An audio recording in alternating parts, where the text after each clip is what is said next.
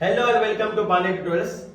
आज का दिन जिसका हमें इंतजार था, मैथ्स का पेपर आज हो गया। तो सबसे पहले मैं बच्चों को कॉन्ग्रेचुलेट करना चाहता हूँ कि आज जिन्होंने पेपर लिखा उनको कॉन्ग्रेचुलेशंस।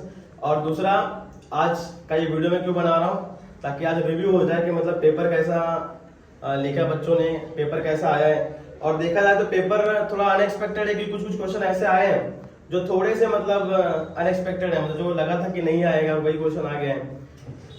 चेहरे देखने के लायक थे बच्चों के, कुछ कुछ बच्चों ने अच्छा लिखा हुआ, जिन्होंने अच्छे से पढ़ाई की है, पूरे साल भर कंसिस्टेंसी रखी हुई है पढ़ाई के अंदर, तो उन्होंने अच्छा पेपर लिखा हुआ। और कुछ लोगों का पेपर अच्छा नहीं गया है।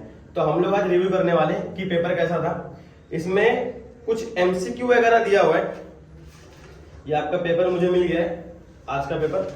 देखते हैं क्या क्या है इसमें। सबसे पहले एमसीक्यू में क्या दिया हुआ है, क्वेश्चन नंबर 1 में फटाफट देखेंगे हम लोग। If a is equal to 1, 2, 3, 4, 5 and then which of the following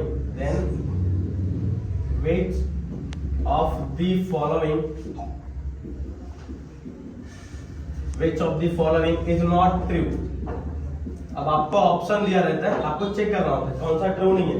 A, there exists x belongs to A such that x plus 3 equal to 8।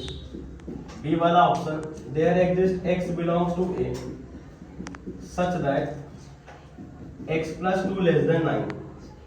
C, for all x belongs to A, x plus 6 greater than equal to 9। and D, there exists x belongs to A such that x plus 6 less than 10। तो ये पहला MCQ है। इसमें बोला कि ए एक set है जिसके अंदर 1, 2, 3, 4, 5 एलिमेंट्स है और पूछा कि कौन सा कंडीशन ट्रू है। यहाँ पे 4 कंडीशन दिए हुए रहते हैं। अब ये देयर एग्जिस्ट और ये फॉर ऑल, ये होता है क्वांटिफायर्स। इसको बोलते हैं यूनिवर्सल क्वांटिफायर, इसको बोलते हैं एग्जिस्टेंशियल क्वांटिफायर। देयर एग्जिस्ट का मतलब क्या है कि कोई एक वैल्यू यहाँ पे एग्जिस्ट करेगी तो चलेगा, और फॉर ऑल का मतलब है कि सारे के सारे वैल्यू एग्जिस्ट करने चाहिए, नहीं तो नहीं चलेगा। अब पहले वाले में क्या बोला कि there exist x belongs to a such that x plus 3 equal to 8। There exist कोई भी एक वैल्यू, अगर मैं यहाँ पे 5 ले लूं तो 5 plus 3 इक्वल टू 8 हो जाएगा ना, मतलब कंडीशन क्या हो गया, सेटिस्फाई हो गया। तो मतलब ये ट्रू है। यहाँ पूछा कि नॉट ट्रू। सेकंड वाला, there exist x belongs to a such that x plus 2 less than 9। मतलब कोई एक वैल्यू हो, अगर यहाँ पे x की जगह पे ले लूं तो प्लस करके 9 से कम होना चाहिए। अगर 1 भी लूंगा तो 9 से कम ही आएगा। तो एक भी वैल्यू होगा तो ये सेटिस्फाई हो जाएगा, तो नहीं चलेगा। फॉर ऑल बोला, for all x belongs to a, मतलब x के जगह पे मैं हर एक वैल्यू डालूंगा तो हर एक वैल्यू 9 से क्या होनी चाहिए, बड़ी होनी चाहिए। लेकिन अगर मैं x का वैल्यू 1 डालूं तो 1 plus 6 क्या होगा, 7। ना तो 9 के इक्वल है और ना ही 9 से क्या है, ग्रेटर है। मतलब ये वाला कंडीशन क्या है, ट्रू नहीं है। चौथा वाला भी क्या दिया, there exist x belongs to a such that x plus 6 less than 10। x plus 6 less than 10 बोला है और देयर एग्जिस्ट बोला है। कोई एक वैल्यू अगर यहाँ पे ले लूं तो 10 से लेस आना चाहिए। कोई भी एक वैल्यू लेंगे तो 10 से लेस ही आएगा। मतलब ये भी कंडीशन क्या हो गया, सेटिस्फाई हो गया। इसका मतलब सी वाला ऑप्शन क्या है, करेक्ट है, क्योंकि ये कंडीशन ट्रू नहीं है। तो पहले वाले का आंसर आपका होगा सी वाला ऑप्शन। उम्मीद है आपने सी वाला ऑप्शन टिक किया होगा। चलो नेक्स्ट कर लेते हैं। तो हम लोग क्वेश्चन नंबर 2 देख लेते हैं और क्वेश्चन नंबर 3 देख लेते हैं। तो क्वेश्चन नंबर 2 में क्या बोला, in triangle ABC a plus b into cos c plus b plus c into cos a plus c plus a into cos b is equal to किसको इक्वल टू रहेगा यहाँ पे।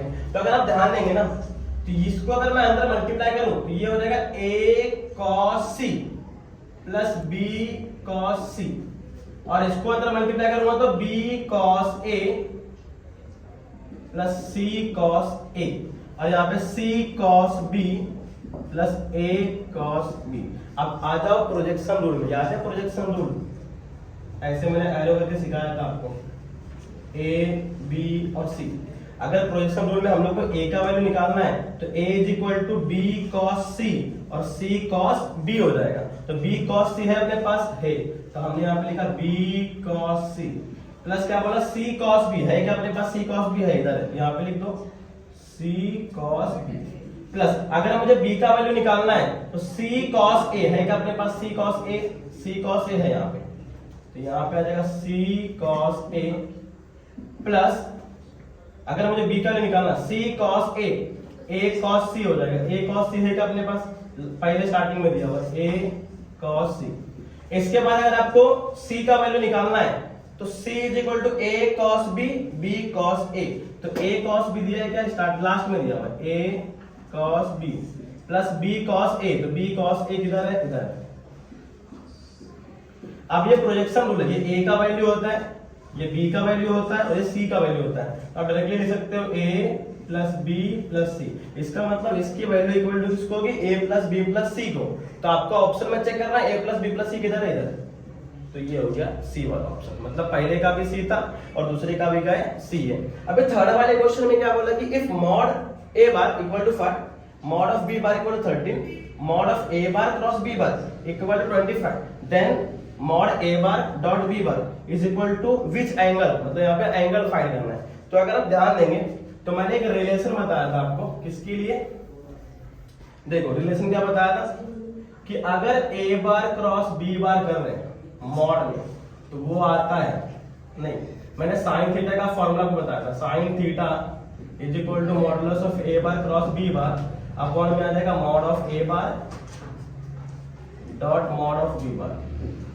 अब देखो sine theta is equal to a bar cross B bar का value 25, तो 25 लिख दिया हमने, और मॉड ऑफ ए बार का वैल्यू 5 है और मॉड ऑफ बी बार का वैल्यू 13 है। 5 5 5 5 25, तो साइन थीटा का वैल्यू आ गया 5/13। और अगर साइन थीटा का वैल्यू आ गया तो मैं कॉस थीटा निकाल सकता हूँ। रिलेशन है, कौन सा relation, sine square theta plus cos square theta equal to 1। तो अगर मुझे यहाँ से कॉस निकालने का, साइन को वहां भेज दूंगा, तो cos square theta equal to 1 minus sine square theta हो जाएगा। Cos square theta equal to 1 minus, अभी साइन का वैल्यू 5/13 तो वहां पे स्क्वायर हो जाएगा। तो cos स्क्वायर थीटा का वैल्यू क्या आएगा, cos square theta equal to 1 minus 5 का स्क्वायर 25, 13 का स्क्वायर 169। सो क्रॉस मल्टीप्लाई कर लेते हैं, तो cos square theta equal to 169 बन जाए 169 माइनस 25 अपॉन क्या हो जाएगा 169। और अगर हम लोग इसको सॉल्व करेंगे, माइनस करेंगे, तो 169 में से 25 निकालो तो 144 हो जाएगा अपॉन में 169। अब बच्चे नहीं हो आप लोग 12वीं में आ गए तो हम लोग क्या करेंगे, दोनों साइड में स्क्वायर रूट ले लेंगे, तो लिखने की जरूरत नहीं, आप डायरेक्टली ले सकते हो। ये सॉल्विंग करके आंसर कैसे निकालो मैं बता रहा हूं। मैं यहाँ से स्क्वायर रूट कैंसिल हो जाएगा, cos थीटा आ गया और रूट के बाहर वैल्यू प्लस माइनस में होती थी, यहाँ पे क्या आ जाएगा प्लस माइनस, और ये 12 आ जाएगा, यहाँ पे क्या आ जाएगा 13। तो cos थीटा का फॉर्मूला क्या होता है, हमने cos थीटा का भी फॉर्मूला देखा हुआ है, उम्मीद है इतना आपको समझा रहेगा। cos थीटा का फॉर्मूला क्या हो, देखो cos थीटा का फॉर्मूला होता है a bar dot b bar upon modulus of A bar modulus of B bar. तो cos theta is equal to a bar dot B bar का वैल्यू पता नहीं, हम लोग को वैसे रखना है। मॉड ए बार का वैल्यू 5 है, मॉड बी बार का वैल्यू 13 है, और cos थीटा का वैल्यू 12/13 निकाला बोले प्लस माइनस। तो A bar dot B bar is equal to, ये डिवाइड वहां मल्टीप्लाई करेगा तो प्लस माइनस 12/13 इनटू ये डिवाइड मल्टीप्लाई करेगा तो 5 इनटू क्या हो जाएगा 13, 13 क्या हो गया कैंसिल। तो A bar dot B bar इसका वैल्यू प्लस माइनस 12 फाइव कितना होता है 60 होता है। तो A bar dot B bar का वैल्यू प्लस माइनस 60 आएगा, लेकिन हम लोग को बोला है मॉडुलस, और जब भी लगेगा मॉडुलस वैल्यू क्या हो जाती है पॉजिटिव। इसका मतलब ए बार डॉट बी बार और इसका मॉडुलस इक्वल टू क्या आ जाएगा प्लस 60 डिग्री। तो यहाँ पे ऑप्शन कौन सा है, बी। तो बी ऑप्शन क्या होगा, करेक्ट होगा। तो ये वाला ऑप्शन करेक्ट है। उम्मीद है आपने ऑप्शन को टिक किया होगा, तो आपको पूरे मार्क्स मिल जाएंगे। चलो नेक्स्ट देखेंगे हम लोग। ये लगता है इसके लिए गर्मी हो गई, कुछ नहीं कर लेंगे। नेक्स्ट फोर्थ वाला एमसीक्यू क्या दिया हुआ है, एकदम सिंपल है। फोर्थ वाला किसी को कुछ करने की जरूरत नहीं, जैसा था वैसा ही लिखना था। क्या दिया हुआ देखो, the vector equation of line passing through the point, यहाँ पे दिया हुआ है vector equation of line passing through the point having position vector 4i cap. ये पोजीशन वेक्टर है जिसको हम बोलते हैं a of a bar is equal to 4i cap minus a cap plus 2k cap, और यह पैरेलल टू वेक्टर उसको हम b बार नाम दे देंगे, minus 2i cap minus j cap plus k cap is given by. हमें vector equation of line निकालना है। क्या होता है formula, general formula r bar equal to a bar plus lambda b bar. r bar का value क्या है पता नहीं, वैसे रहने दो। a बार का वैल्यू क्या है यहाँ पे दिया हुआ देखो 4i cap minus j cap plus 2k cap plus lambda, और b बार का वैल्यू क्या है minus 2i cap minus J cap plus के कैप। मतलब सिंपल था, पैरेलल बोला तो कुछ चेंज करने की जरूरत ही नहीं थी, जैसा दिया वैसे लिखना था आपको यहाँ पे। तो ये वाला ऑप्शन कौन सा वाला ऑप्शन चेक कर लेते हैं हम लोग। इसका पहला ऑप्शन है A, 4i cap minus J cap minus 2k cap plus lambda minus 2i cap minus J cap plus k cap. B वाला ऑप्शन दिया है 4i cap minus J cap plus 2k cap plus lambda 2i cap minus J cap plus k cap. Next C वाला option दिया है 4i cap minus J cap plus 2k cap plus lambda minus 2i cap minus J cap plus k cap. फिर D वाला option दिया है 4i cap minus J cap plus 2k cap, फिर उसके बाद प्लस लैम्डा दिया हुआ है minus 2i cap minus J cap plus k cap. अब इसमें से आपको मैच करना है कौन सा वाला ऑप्शन है, तो मुझे लग रहा है कि सी वाला ऑप्शन मैच कर रहा है। आप लोग भी चेक कर लीजिए, सी वाला ऑप्शन है क्या, 4i minus J plus 2k plus lambda minus 2i minus J plus k। मतलब सी वाला ऑप्शन क्या होगा, इसका करेक्ट होगा। या डी वाला ऑप्शन चेक कर लेते हैं, ऑप्शन तो सेम ही दिख रहा है, मैंने इसमें से ऑप्शन गलत लिखा, एक मिनट चेक कर लेता हूँ। सी वाला option 4i minus J plus 2k, हाँ मैंने इसमें गलत लिख दिया, यहाँ पे माइनस आएगा, तो सी वाला ऑप्शन नहीं रहेगा, सॉरी फॉर। अभी यहाँ पे डी वाला ऑप्शन देखते हैं। यस, डी वाला ऑप्शन क्या है, करेक्ट है। इसका ऑप्शन क्या आ जाएगा, डी वाला। तो डी वाला ऑप्शन क्या है, करेक्ट है। वो मैंने गलती से यहाँ पे प्लस कर दिया, लिखते जाए यहाँ माइनस आएगा, इसके वजह से दोनों ऑप्शन सेम हो गए थे ना, इसके लिए। चलो, तो यहाँ पे डी वाला ऑप्शन करेक्ट हो गया। इसको आप लोगों ने किया होगा उम्मीद है, तो आपको पूरा मार्क्स मिलेगा। नेक्स्ट देख लेते हैं हम लोग कौन सा क्वेश्चन है, पांचवा। ये आपको डेरिवेटिव के मिसलेनियस से पहला ही क्वेश्चन मिल जाएगा। और मैंने क्या किया था, मैं जब कॉलेज में पढ़ा रहा था, तो कॉलेज के यूनिट टेस्ट में जब मैंने पेपर सेट किया था, मैंने ये वाला एमसीक्यू पहले डाला था, और यही एमसीक्यू मैंने प्रीलियम में भी डाला था। तो बच्चों को ये एमसीक्यू आया हुआ था इस बार। अच्छा, उम्मीद लिखे रहेंगे लोग। f dash of 1 equal to minus 1/3 लिया है, g of 1 equal to -4 and g dash of 1 is equal to -8/3। Then बोला है कि डेरिवेटिव फाइंड करना हम लोग को f ऑफ x का whole square plus g of x का होल स्क्वायर और विद रिस्पेक्ट टू x बोला है, मतलब डेरिवेट करनी है at x equal to 1। Last में x की वैल्यू 1 लेंगे। अब ऑप्शन क्या दिया, पहला ऑप्शन दिया है -29/15, बी वाला ऑप्शन दिया है 7/3, सी वाला ऑप्शन दिया है 31/15 एंड डी वाला ऑप्शन 29/15 दिया हुआ है। चेक करते हैं कौन सा ऑप्शन है। उम्मीद है आपको समझ में आ गई। हमने पहले भी सॉल्व किया हुआ है। अगर देखेंगे तो रूट का डेरिवेटिव जब लोगे तो क्या आएगा, f dash of x equal to 1/2 root आ जाएगा, और ये f ऑफ x का whole square plus g of x का होल स्क्वायर हो जाएगा इनटू, जब यहाँ पे डेरिवेटिव लेंगे तो अंदर का डेरिवेटिव 2f ऑफ x हो जाएगा into f dash of x, उसका अंदर का derivative plus 2g of x हो जाएगा और इनटू में आ जाएगा g डैश ऑफ x, मतलब उसके अंदर का डेरिवेटिव। अब अगर आप ध्यान देंगे तो 1/2 under root f of x का वैल्यू कितना है, अच्छा x का वैल्यू 1 ले लेते हैं, तो यहाँ पे f डैश ऑफ 1, क्योंकि x का वैल्यू 1 लेने बोला ना, तो ये f ऑफ 1 का होल स्क्वायर हो जाएगा और ये g ऑफ 1 का whole square into 2 into f of 1 into f dash of 1 plus 2 into g of 1 into g dash of 1। क्या आंसर आएगा, चेक कर लेते हैं। 1/2 अंडर रूट, अब देखो f ऑफ 1 का वैल्यू कितना है, 3 है, तो 3 का स्क्वायर, g ऑफ 1 का वैल्यू कितना -4, तो -4 का square into 2 into f of 1 का वैल्यू है 3 इनटू f डैश ऑफ 1 का वैल्यू है -1/3 प्लस 2 इनटू g ऑफ 1 का वैल्यू -4 है इनटू g डैश ऑफ 1 का वैल्यू -8/3 है। देखते क्या आता है, तो ये 1/2 अंडर रूट 3 का स्क्वायर 9 और -4 का स्क्वायर 16 हो जाएगा इनटू 3 कैंसर -2 हो गया प्लस, अब यहाँ देखो, यहाँ पे अगर करेंगे तो माइनस इंटू माइनस प्लस हो जाएगा, इसको प्लस ही रखो। और यहाँ पे कुछ कैंसिल हो रहा है क्या? नहीं। तो 2 4 8, 8 8 64, 64 अपॉन क्या हो जाएगा 3। आप देखते क्या आता है।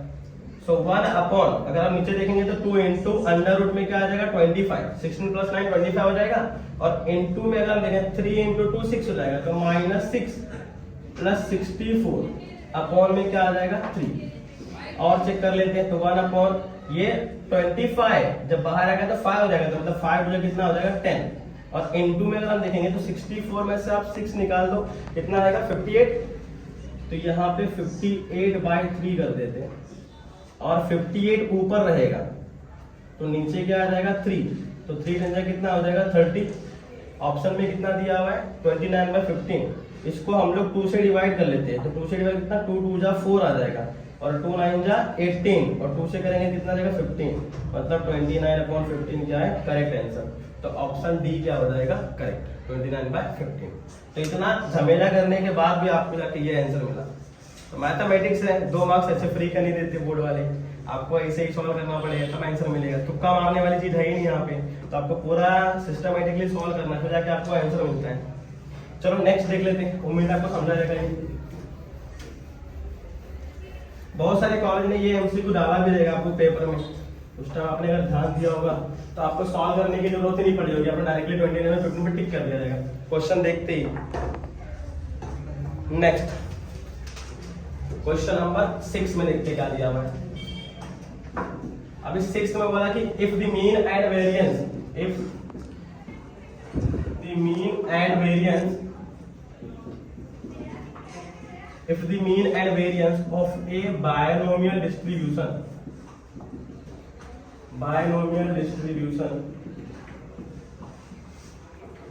are 18 and 12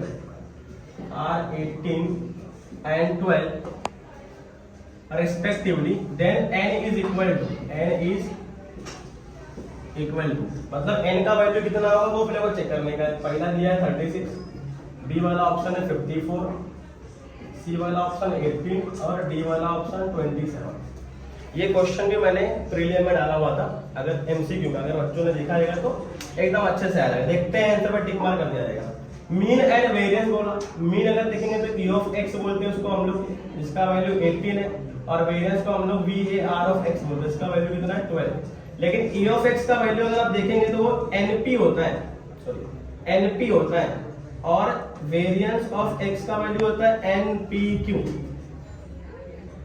और अपने को बोला कि n इज इक्वल टू कितना आएगा वो फाइंड आउट करने का। कुछ कर सकते हैं यहाँ पे निकालने के लिए, रिलेशन कुछ डिवाइड वगैरह कर सकते हैं।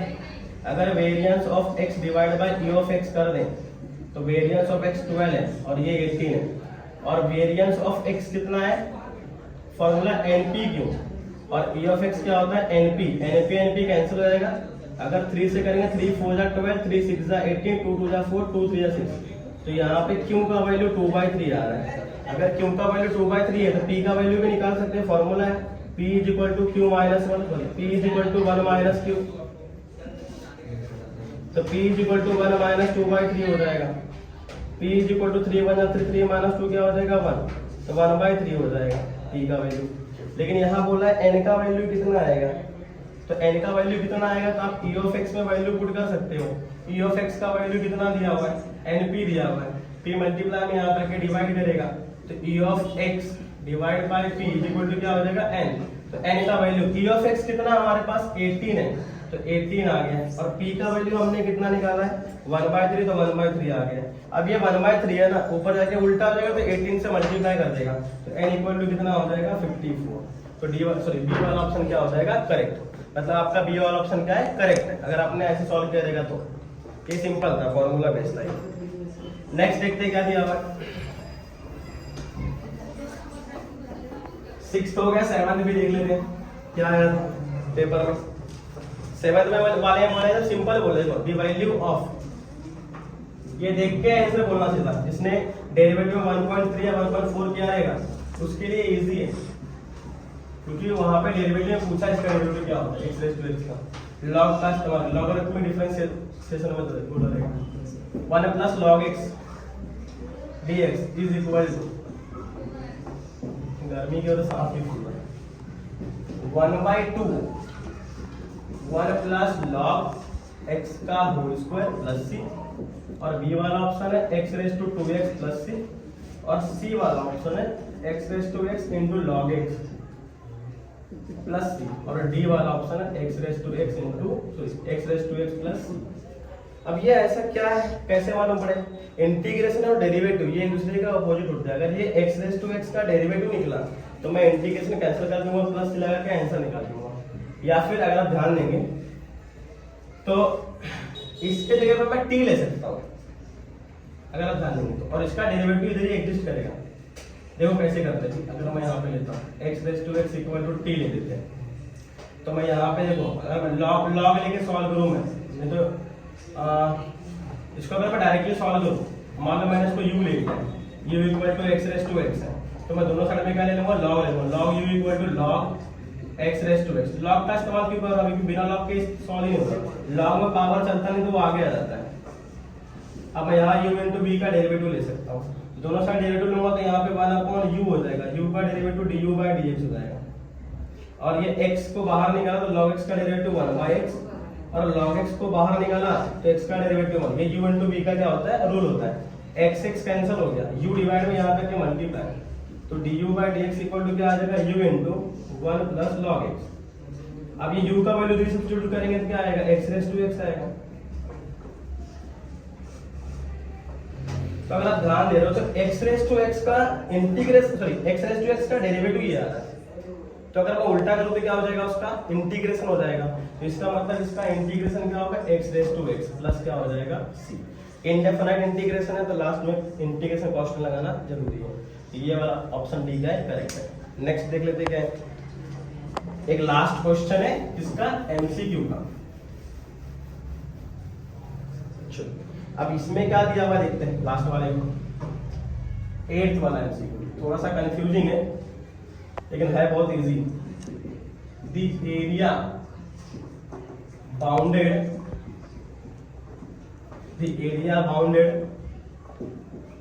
by the line y equal to x, x axis, and the lines x equal to 1, -1 and x equal to 4 is equal to, देखते क्या दिया हुआ ऑप्शन में, दिया पहला 2/17, दूसरा 8, तीसरा 17/2 और चौथा 1/2। अब इसमें क्या खासियत है भाई, क्वेश्चन में देख लेते हैं। 2/17, 8, 17/2, 1/2। पहले तो एरिया फाइंड करने बोला है, -1 से लेके 4। ये डायरेक्टली आप सॉल्व नहीं कर सकते हो। -1 से लेके 4 जाने के लिए बोला, मतलब पहले -1 से लेके 0 जाना पड़ेगा, फिर 0 से लेके 4 जाना पड़ेगा, तो पॉजिटिव वाला मिलेगा अपने को। तो अगर मैं इंटीग्रेशन ले रहा हूँ -1 से लेके 0, यहाँ पे x dx हो जाएगा, फिर प्लस 0 से लेके क्या हो जाएगा 4, और यहाँ पे x dx, वही बात है, क्योंकि यहाँ पे फंक्शन क्या है x है और x एक्सिस की बात कर रहा है। दूसरा मैं नेगेटिव में हूं, लेकिन एरिया क्या होता है हमेशा पॉजिटिव होता है, तो मुझे यहाँ पे क्या लेना पड़ेगा, मॉडुलस, ताकि एरिया क्या है पॉजिटिव आए। तो -x का इंटीग्रेशन क्या हो जाएगा, x²/2, और ये -1 से लेके 0 आ जाएगा। तो यहाँ पे आंसर क्या आएगा, 0 माइनस यहाँ पे -1 का whole square divide by 2 plus यहाँ पे पॉजिटिव में, तो आपको मोड लगाने की जरूरत नहीं है, तो x²/2 0 से लेके 4 हो जाएगा। अगर आप ध्यान देंगे तो यहाँ पे -1/2 आएगा, बट मॉडुलस है, प्लस यहाँ पे देखो 4 का स्क्वायर 16 डिवाइड बाय 2 -0 आ जाएगा, सॉल्व करेंगे तो अच्छे से। -1/2 का मॉडुलस प्लस 1/2 हो जाएगा, और 2 को 16 से डिवाइड करेंगे कितना आएगा 8, तो 8 आ गया। 2 8 16, 16 प्लस 1 क्या हो जाएगा 17, तो 17/2 आ जाएगा। ऑप्शन कौन सा है, सी ऑप्शन क्या होगा करेक्ट होगा। तो उम्मीद आपको ये समझा रहेगा। यहाँ पे मैंने मॉडुलस क्यों लिया, क्योंकि नेगेटिव में एरिया नहीं होता, इसके लिए वहाँ पे पॉजिटिव लेना पड़ता है। एरिया हमेशा पॉजिटिव होता है, इसकी वजह से क्या लिया मॉडुलस लिया। मॉडुलस लेने से एरिया क्या आएगा पॉजिटिव आएगा। कुछ लोगों ने एग्जाम में गलती की रहेगी, मॉडुलस नहीं लिया रहेगा और -1/2 आया रहेगा, और जब -1/2 लेंगे तो यहाँ पे प्लस रहेगा, यहाँ पे माइनस। अब आंसर क्या आएगा, तो 2 8 16, 16 -1 क्या आ रहा है 15 डिवाइड बाय 2, तो उनको लगा रहेगा ऑप्शन में तो है ही नहीं है आंसर। इसका मतलब ये क्वेश्चन क्या बोर्ड वाले से गलत है, लेकिन बोर्ड वाले जल्दी गलत क्वेश्चन देते हैं, ठीक है। तो आप उस उम्मीद में मत रहने का फ्री के मार्क्स मिलने वाले, फ्री के मार्क्स नहीं मिलेंगे, 17/2 का करेक्ट आंसर है। एमसीक्यू हमने खत्म कर दिया, फटाफट 1 मार्क्स वाले क्वेश्चन खत्म करते हैं, फिर मैं इसको सेक्शन बी में आ जाता हूँ। सेक्शन ए हमारा खत्म हो जाएगा और अभी फाइल वगैरह यूज करना पड़ेगा, बहुत ज्यादा गर्मी हो रही है। चलो क्या बोला, राइट द नेगेशन। अब मैं डायरेक्टली क्वेश्चन लिख रहा हूँ, आपको इसका नेगेशन बताने का है। पहला क्वेश्चन है सच that n plus 8 greater than 11। Negation का मतलब क्या, सब कुछ चेंज कर देने का, उल्टा कर देने का। अगर देयर एग्जिस्ट तो फॉर ऑल करने का, ग्रेटर तो क्या करने का, लेस देन इक्वल टू कर देने का। मतलब ऐसा है तो ऐसा हो जाएगा, या आप इसको कट करेंगे तो भी चलेगा नेगेशन में। आप देखो इसका नेगेशन क्या होगा, तो for all n belongs to capital N such that n plus 8 less than equal to क्या हो जाएगा 11। ये इसका आंसर होगा, 1 मार्क्स मिल गया अगर आपने किया रहेगा। सेकंड वाले में ये थोड़ा सा अनएक्सपेक्टेड डाला है, कभी ऐसा देखा नहीं। बोला है कि write unit vector in opposite direction to u bar. पहली बात तो बोला है यहाँ पे यूनिट वेक्टर, तो अगर मैं u बार बोला है तो मैं u का को क्या ले लूंगा, यूनिट वेक्टर। और यूनिट का फार्मूला होता है u bar upon modulus of u बार। लेकिन अगर मुझे नेगेटिव में लेना तो मैं कैसे लूंगा, minus u cap is equal to minus u bar upon modulus of u bar. हो गया नेगेटिव डायरेक्शन में, अपोजिट डायरेक्शन में। अब ये अपोजिट डायरेक्शन में भाई, तो अपोजिट डायरेक्शन में तो अपन क्या करेंगे, यहाँ पे पहले तो u बार का वैल्यू दिया हुआ, u बार का वैल्यू क्या दिया हुआ मैं लिख के देता हूं यहाँ पे 8i plus 3j cap minus k cap. और दूसरा अपने को मॉडुलस निकालने का है, तो मॉडुलस का मतलब क्या होता है, रूट लेने का, और जितने नंबर यहाँ पे दिख रहे हैं उनका स्क्वायर कर लेने का। 8 का स्क्वायर और प्लस करने का, 3 का स्क्वायर प्लस माइनस 1 का होल स्क्वायर। ये कितना आ रहा है, 8 का स्क्वायर 64, 3 का स्क्वायर 9 और माइनस 1 का स्क्वायर क्या हो जाएगा प्लस 1। अब देखो 64 और 9 प्लस 1 क्या हो जाएगा 10। यहाँ पे कितना आ रहा है 74। मॉडुलस कितना है 74। ये वैल्यू अगर मैं यहाँ पे पुट कर दूं तो क्या आएगा, तो माइनस u कैप 1 मार्क्स के लिए माइनस u बार का वैल्यू कितना है 8i cap plus 3j cap minus k cap और डिवाइड में अंडर रूट क्या आ जाएगा 74। तो ये हो जाएगा आपका 1 मार्क्स का आंसर। अगर आपने इतना किया रहेगा तो ये बहुत इजी है, 1 मार्क्स आपको आराम से मिल जाएगा। और ये 1 मार्क्स वाले क्वेश्चन इजी ही डालते हैं, इतना हार्ड नहीं होता। ये थोड़ा अनएक्सपेक्टेड है पर ठीक है, इजी था। नेक्स्ट थर्ड वाले में क्या दिया होगा,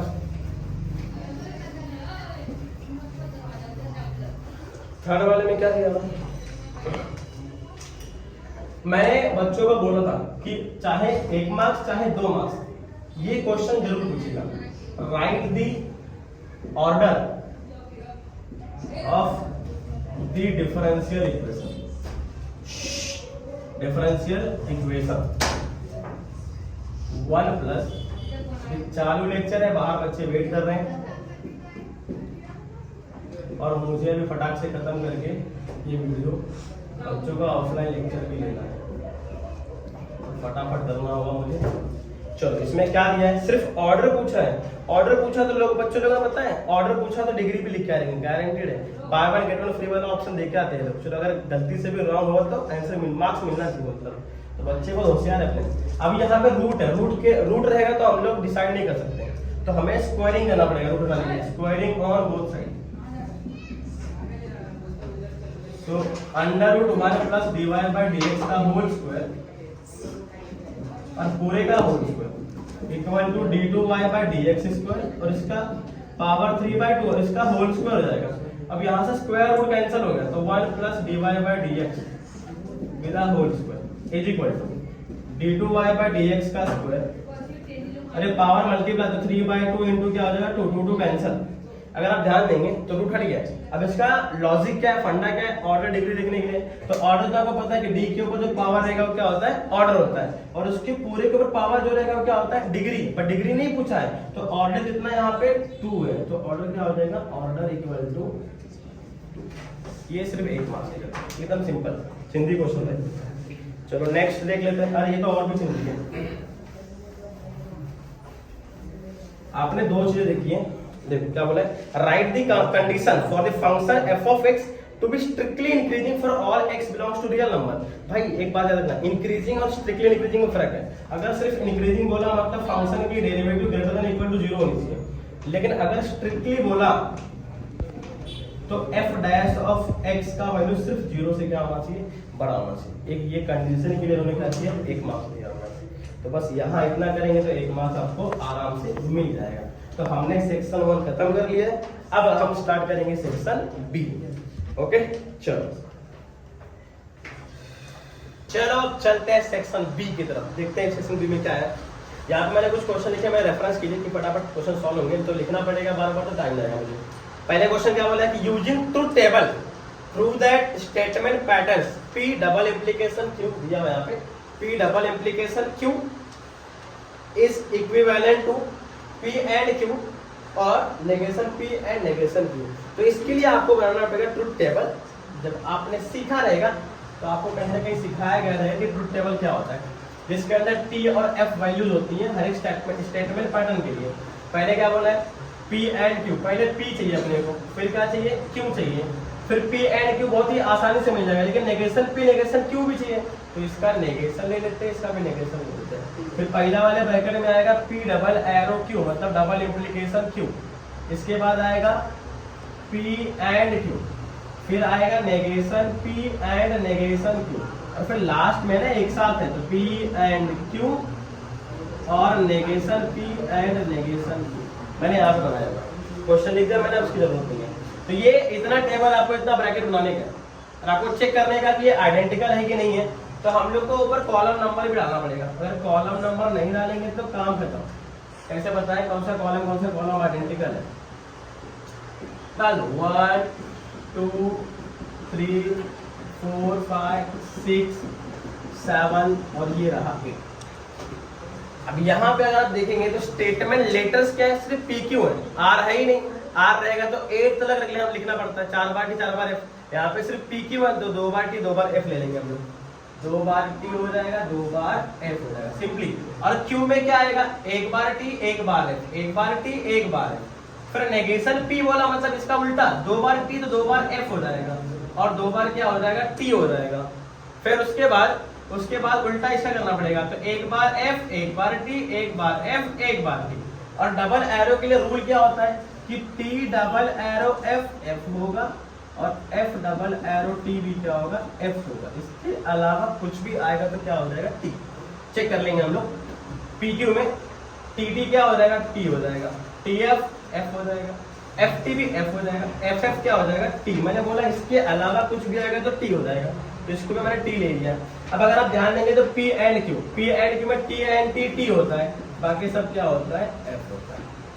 और negation P and negation Q में देख लेते हैं, तो एफ एफ एफ हो जाएगा, फिर उसके बाद एफ टी एफ हो जाएगा, फिर टी एफ एफ हो जाएगा और टी एन टी क्या हो जाएगा टी हो जाएगा। अब यहाँ इन दोनों के बीच में और लेना है, और के केस में क्या होता है कि अगर एफ और एफ है तो हमें मिलता है एफ, अदरवाइज क्या रहेगा टी रहेगा। तो और में हमें सिर्फ एफ एफ देखना है, क्या यहाँ पे एफ एफ है नहीं है तो यहाँ पे टी आ जाएगा, यहाँ पे एफ एफ है, यहाँ पे एफ एफ है, क्या यहाँ पे एफ एफ है नहीं तो यहाँ पे टी आ जाएगा। अब आप देखेंगे तो कॉलम नंबर 5 और कॉलम नंबर 8 ये क्या है आइडेंटिकल है, तो हम लोग क्या बोलेंगे from column 5 and 8 are identical. और देयरफॉर हम लोग क्या बोल सकते हैं P double arrow Q is equivalent to P and Q और negation P and negation Q। बस सिंपली ये आंसर था, 2 मार्क्स इसके मिला। कितना आसान था, अगर आपने प्रैक्टिस किया रहेगा तो इससे अच्छा कुछ था ही नहीं क्वेश्चन। कहाँ से? मैथमेटिकल लॉजिक से। चलो नेक्स्ट देख लेते क्या है फटाक से। अब नेक्स्ट में क्या दिया हुआ है फटाफट देखते हैं। चलो नेक्स्ट क्वेश्चन है, इतना सिंपल क्वेश्चन तो मैट्रिसेस से देना ही नहीं चाहिए था। 2 - 2 4 3 इसका बोला एडजॉइंट निकालने के लिए। तो एडजॉइंट निकालने के लिए पहले क्या निकालना पड़ेगा माइनर, और माइनर के बाद क्या निकालना पड़ेगा cofactor, M11 M12 M21 M22 ये हो गया। इसके बाद निकालना पड़ेगा कोफैक्टर। कोफैक्टर के लिए बहुत लोगों ने कैपिटल C का इस्तेमाल किया रहेगा, बहुत लोगों ने कैपिटल A का। तो अभी हमारे टेक्स्ट बुक में तो कैपिटल A ही दिया हुआ है, कोई दिक्कत नहीं वैसे।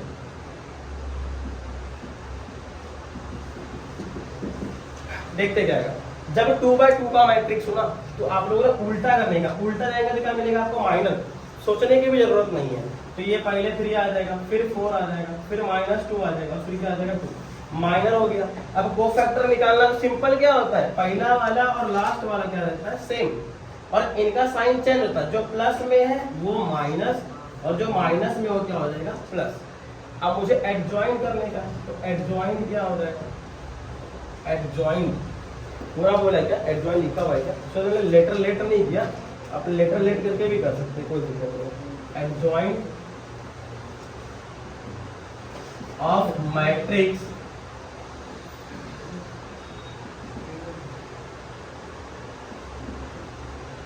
To minus two four three is, यहाँ एक और मैट्रिक्स बना लो, क्या आएगा 3 माइनस 4 2 2, तो ये हो जाएगा इसका एडजॉइन। इतना सिंपल रहता है, A11 A12 A21 A2, इसलिए तो बोला कि ऐसा क्वेश्चन तो आना नहीं चाहिए, 2 मार्क्स का क्वेश्चन है, सिंपल है। चलो नेक्स्ट करते हैं फिर। अभी उम्मीद है आपने किया रहेगा, तो आपको 2 मार्क्स पूरे के पूरे मिल जाएंगे। आप लेट ए करके भी कर सकते हो, मैट्रिक्स को नाम दे सकते हो लेट करके, कोई दिक्कत नहीं है। अब फिर इसके बाद क्या बोला, जनरल सॉल्यूशन बोला। ओहो, tan square theta equal to 1। अब इसके लिए आपको फॉर्मूला पता होना चाहिए, tan square theta equal to tan square alpha, के लिए फॉर्मूला क्या होगा, तो फॉर्मूला होता है theta is equal to n pi plus minus alpha. निकालते क्या आएगा देखो, तो tan square theta is equal to tan square, ये 1 कब आता है पाई बाय 4 पे, मैंने यहाँ पे स्क्वायर लेस से कोई कुछ भी चेंज नहीं होगा, क्यों, तो tan 45 का वैल्यू 1 होता है और 1 का स्क्वायर क्या होगा 1 होगा। अब इसको हम लोग बोल सकते हैं tan square theta is equal to tan square alpha. और जब मुझे जनरल सॉल्यूशन फाइंड करना, तो स्टेटमेंट क्या था, दी जनरल सॉल्यूशन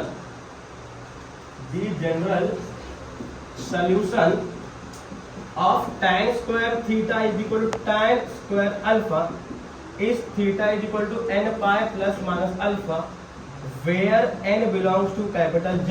Z क्या होता है, set of integers। next, the general solution of tan square theta equal to 1 is theta is equal to n pi plus minus alpha का value क्या हो जाएगा, ऊपर कंपेयर करो तो पाई बाय 4 आ जाएगा, where n belongs to क्या हो जाएगा कैपिटल Z। 2 मार्क्स मिल गए। ठीक है, 1 2 3 4 5 स्टेप पे आंसर आ गया, एकदम छोटे छोटे स्टेप होगी। नेक्स्ट करते हैं,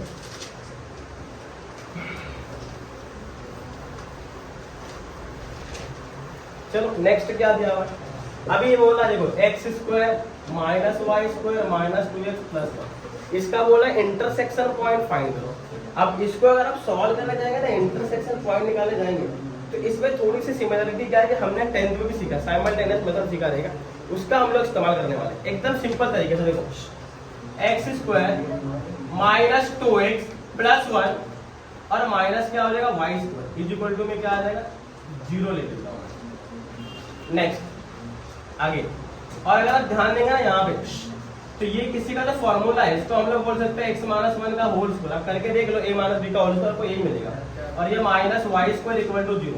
अगर ये a स्क्वायर, ये क्या है b square, a square minus b square क्या होता है, एक ब्रैकेट में a प्लस b, एक ब्रैकेट में a माइनस b, तो एक ब्रैकेट में x minus y, x minus 1 plus y हो जाएगा, एक ब्रैकेट में x माइनस 1 माइनस y हो जाएगा इक्वल टू 0। तो x माइनस x ये प्लस y ले लो माइनस 1 इक्वल टू 0, या फिर x minus y minus 1 equal to 0। तो यहाँ देखेंगे तो x plus y equal to 1 हो गया, और यहाँ देखेंगे तो x minus y equal to 1 हो गया। Equation number 1, equation number 2। अब 10th में हमने साइमल्टेनियस मेथड में क्या सीखा था कि अगर यहाँ पे x प्लस वाई है, यहाँ पे x माइनस वाई, तो इसको हम ऐड भी कर सकते हैं, सब्ट्रैक्ट भी कर सकते हैं। तो हम लोग बोलेंगे एडिंग 1 and 2। और अगर मैं 1 और 2 को ऐड करता हूँ तो x plus y equal to 1, x minus y equal to 1, add करो, plus minus cancel, x plus x 2x हो गया, 1 प्लस 1 2 हो जाएगा, तो 2 2 कैंसिल, x का वैल्यू क्या आ गया 1। और अगर x का वैल्यू 1 है तो फिर y का वैल्यू क्या होगा, तो पुट कर दो, put x equal to 1 in equation, कौन से वाले इक्वेशन में पुट करेंगे हम लोग, किसी में पुट कर दो, x plus y equal to 1, x का वैल्यू 1 है, plus y equal to 1 1 cancel, y का वैल्यू क्या आ गया 0। तो इंटरसेक्शन पॉइंट क्या होने वाला है, इंटरसेक्शन पॉइंट x, y 1 क्या हो जाएगा 0। मतलब कि लाइन जो कंबाइन है वो किस पॉइंट पे इंटरसेक्ट करेंगे, 1, 0 पे करेंगे। सिंपल था, 2 मार्क्स में था। नेक्स्ट देखते हैं, जिसने पढ़ा रहेगा उसके लिए पेपर तो इजी है, ज्यादा हार्ड नहीं है। जो साल भर पढ़ेगा ही नहीं, दूसरे का भरोसा रहेगा, उसका पेपर कहाँ से लिख जाएगा। क्वेश्चन नंबर 7 है। अब इसमें बोला कि एक लाइन है, देखो मैं पढ़ कर देता हूँ। एक लाइन है जो एंगल बनाता है। A line makes angle of measurement 45 degree and 60 degree with the positive direction of y and z axis respectively. Find the angle made by the line with the positive direction of x axis.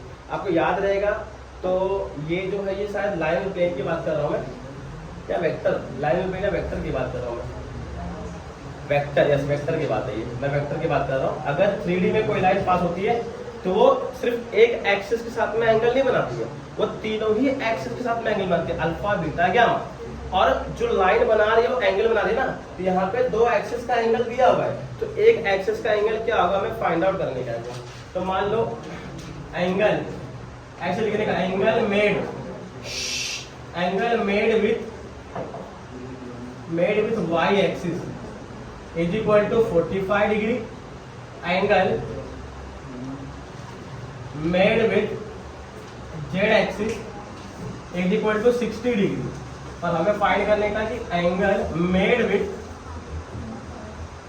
X axis equal to question mark. तो हमने एक देखा था क्या formula, cos square alpha, याद है किसी को, cos square alpha plus cos square gamma, sorry cos square beta plus cos square gamma is equal to 1। आवाज कम करने के लिए बोला आप लोगों को, ध्यान दें आप। अब देखो आपने देखा कि अल्फा का वैल्यू 45, तो cos square 45 degree plus cos square 60 degree plus cos square gamma, ये पता नहीं हमें फाइंड करना एक्स एक्सिस के साथ में, मतलब मैंने लगता है गलत दिया यहाँ पे।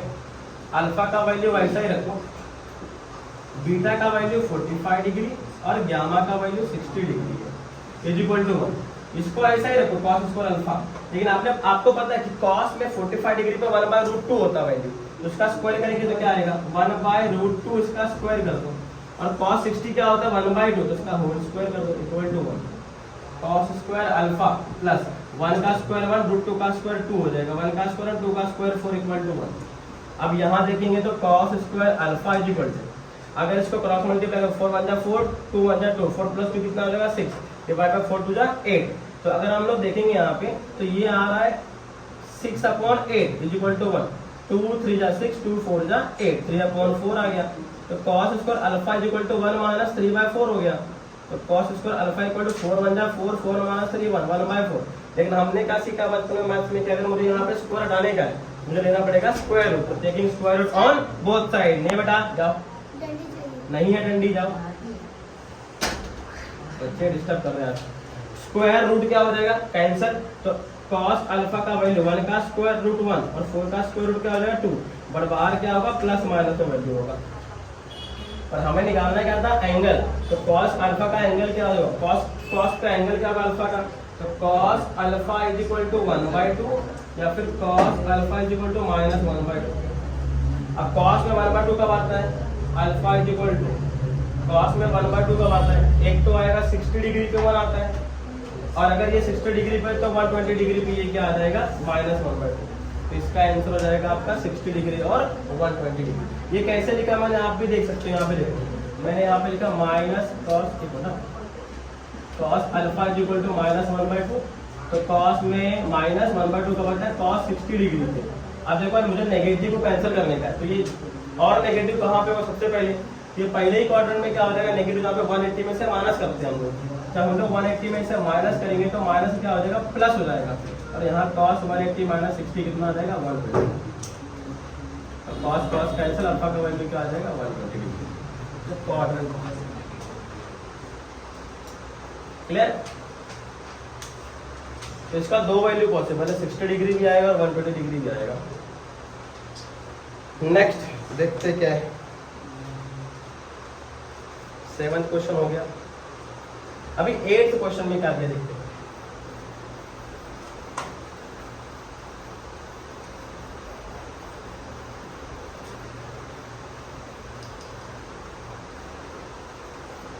एट्थ में क्या दिया देखो, a बार n बार, मतलब क्वेश्चन क्या है 8 में, find the vector equation of plane passing through the point having position vector r bar sorry original vector A bar and perpendicular to the vector, जिसको परपेंडिकुलर रहता है ना वो n कैप होता है या फिर n बार बोलते हैं उसको हम लोग। तो यहाँ पे आपको a बार का वैल्यू दिया हुआ है, 8th वाला क्वेश्चन है। a बार पहला वाला क्वेश्चन जो दिया पहले वाले वैल्यू वो a बार है 2y cap plus 3j cap plus 4k cap, और जो b बार दिया हुआ है वो दिया है 2y कैप सॉरी n बार वो दिया है 2y cap plus j cap minus 2k cap. Next, तो अभी अगर देखेंगे तो फॉर्मूला होता है किसका, वेक्टर इक्वेशन ऑफ प्लेन निकालने का, r bar dot n bar equal to a bar dot n bar. अगर आप देखेंगे तो r bar dot n bar का वैल्यू क्या है 2y cap plus j cap minus 2k cap is equal to a bar का value 2y cap plus 3j cap plus 4k cap, और n2 अगर मैं n बार की वैल्यू करूँ तो 2y cap plus j cap minus 2k cap. चलो r bar dot 2y cap plus j cap minus 2k cap. अब यहाँ जब हम लोग मल्टीप्लाई करेंगे या डॉट बोला ना, डॉट प्रोडक्ट वेक्टर में क्या होता है डॉट, डॉट करेंगे तो i का i से, j का j से और k का k से, बाकी i को j से करेंगे तो क्या हो जाएगा 0, तो 2 2 जा कितना हो जाएगा 4, 3 into 1 कितना हो जाएगा 3, और 4 into माइनस 2 कितना हो जाएगा minus k। r bar dot 2y cap plus j cap minus 2k cap is equal to 4 plus 3 7, 7 minus 8 क्या आ जाएगा माइनस। तो ये हो जाएगा इसका फाइनल आंसर, 2 मार्क्स पे जाएगा। करेक्ट ना, 2 2 जा 4, 3 1 जा 3 and 4 into minus 2 minus 8, correct. तो ये 2 मार्क्स के लिए आएगा। नेक्स्ट देख लेते हैं हम लोग क्या है, क्वेश्चन नंबर 9। ये सब इजी है, वेक्टर इक्वेशन थोड़ी प्रैक्टिस चाहिए, तो ये 2-3 स्टेप में आंसर आ जाता है, 2 मार्क्स आराम से मिल जाता है। अभी क्वेश्चन नंबर 9 में क्या बोला वो देखिए। क्वेश्चन नंबर 9 में बोला divide the number 20 into 2 equal parts such that sum of their square is minimum, मतलब उसका स्क्वायर का सम क्या होना चाहिए, मिनिमम होना चाहिए। तो यहाँ पे मान लो 2 पार्ट है, लेट फर्स्ट पार्ट भी x, मान लो मैंने पहला पार्ट ले लिया x ले लिया, तो सेकंड पार्ट क्या होगा, सेकंड पार्ट क्या होगा, फर्स्ट पार्ट बोला गया डिवाइड 20 इनटू 2 पार्ट्स, मैंने 20 को 2 पार्ट में डिवाइड किया, एक पार्ट मैंने x लिया तो दूसरा पार्ट उसमें से क्या हो जाएगा कम हो जाएगा, सेम सेम नहीं ले सकते ना हम लोग, तो 20 माइनस x हो जाएगा। अब यहाँ कंडीशन क्या बोला है, स्क्वायर ऑफ सम बोला है, मतलब x का स्क्वायर प्लस 20 माइनस x का होल स्क्वायर, और वो क्या हो जाएगा आपका फंक्शन बन जाएगा। और इसी को मैं डेरिवेट कर देता हूँ ना, क्योंकि हम लोग को मिनिमम चेक करने का है। तो आपको याद है लोकल मैक्सिमम लोकल मिनिमम आप क्या करते थे, फंक्शन को एक बार डिफरेंशिएट करने का, 2 बार करने का, फिर उसके बाद डैश में आप 0 पुट करते हो एक्सट्रीम वैल्यू के लिए, वहां से x की वैल्यू निकलते हो, x की वैल्यू चेक करते हो आप डबल डेरिवेटिव में डाल के, तो अगर डबल डेरिवेटिव में 0 से ज्यादा आया तो मिनिमम है, 0 से कम आया तो मैक्सिमम है, तो वो कंडीशन यहाँ पे चेक करना पड़ेगा। तो x स्क्वायर का डेरिवेटिव 2x हो गया प्लस 2 into 20 माइनस x, और जब 20 माइनस x का डेरिवेटिव लेंगे तो माइनस 1 आ जाएगा, तो इसका डेरिवेटिव आ रहा है 2x, 22 जा 40 माइनस 2x,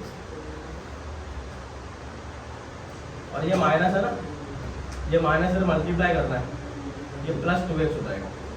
तो कितना आ गया, f dash of x is equal to 4x plus क्या हो गया 40। इसको वापस से अगर मैं डेरिवेटिव लूँ तो सिर्फ क्या आएगा 4 आएगा, बाकी सब कुछ क्या हो जाएगा।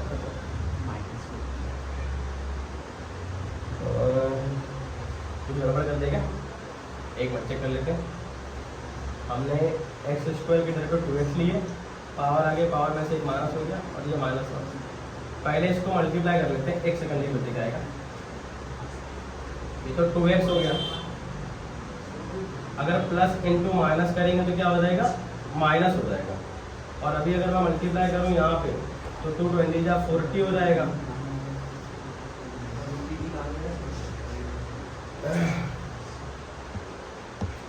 और ये माइनस 2x हो जाएगा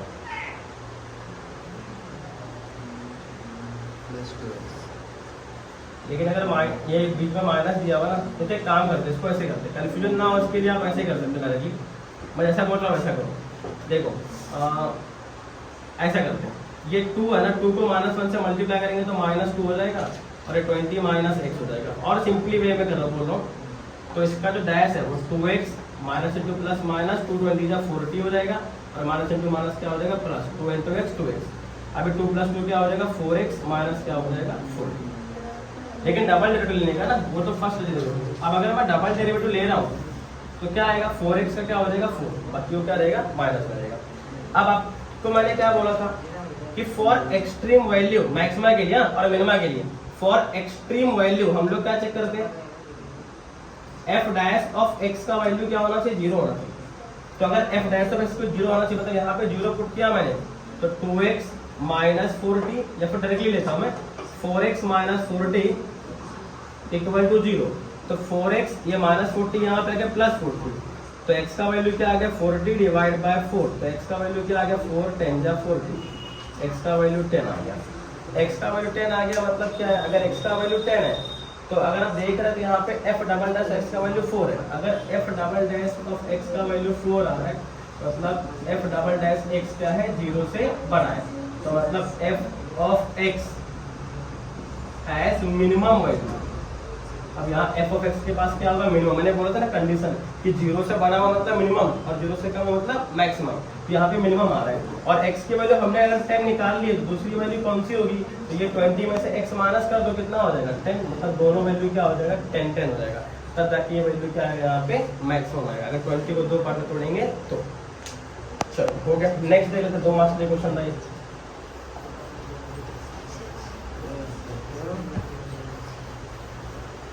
नेक्स्ट वाले में क्या दिया हुआ देख लेते हैं, रिव्यू कर लेते हैं। 9 तक क्वेश्चन लिखा मैंने, ओके पॉज कर दो। तो क्वेश्चन नंबर 9 तक कर लिए, अब क्वेश्चन नंबर 10 11 12 13 14 खत्म करते हैं फटाफट।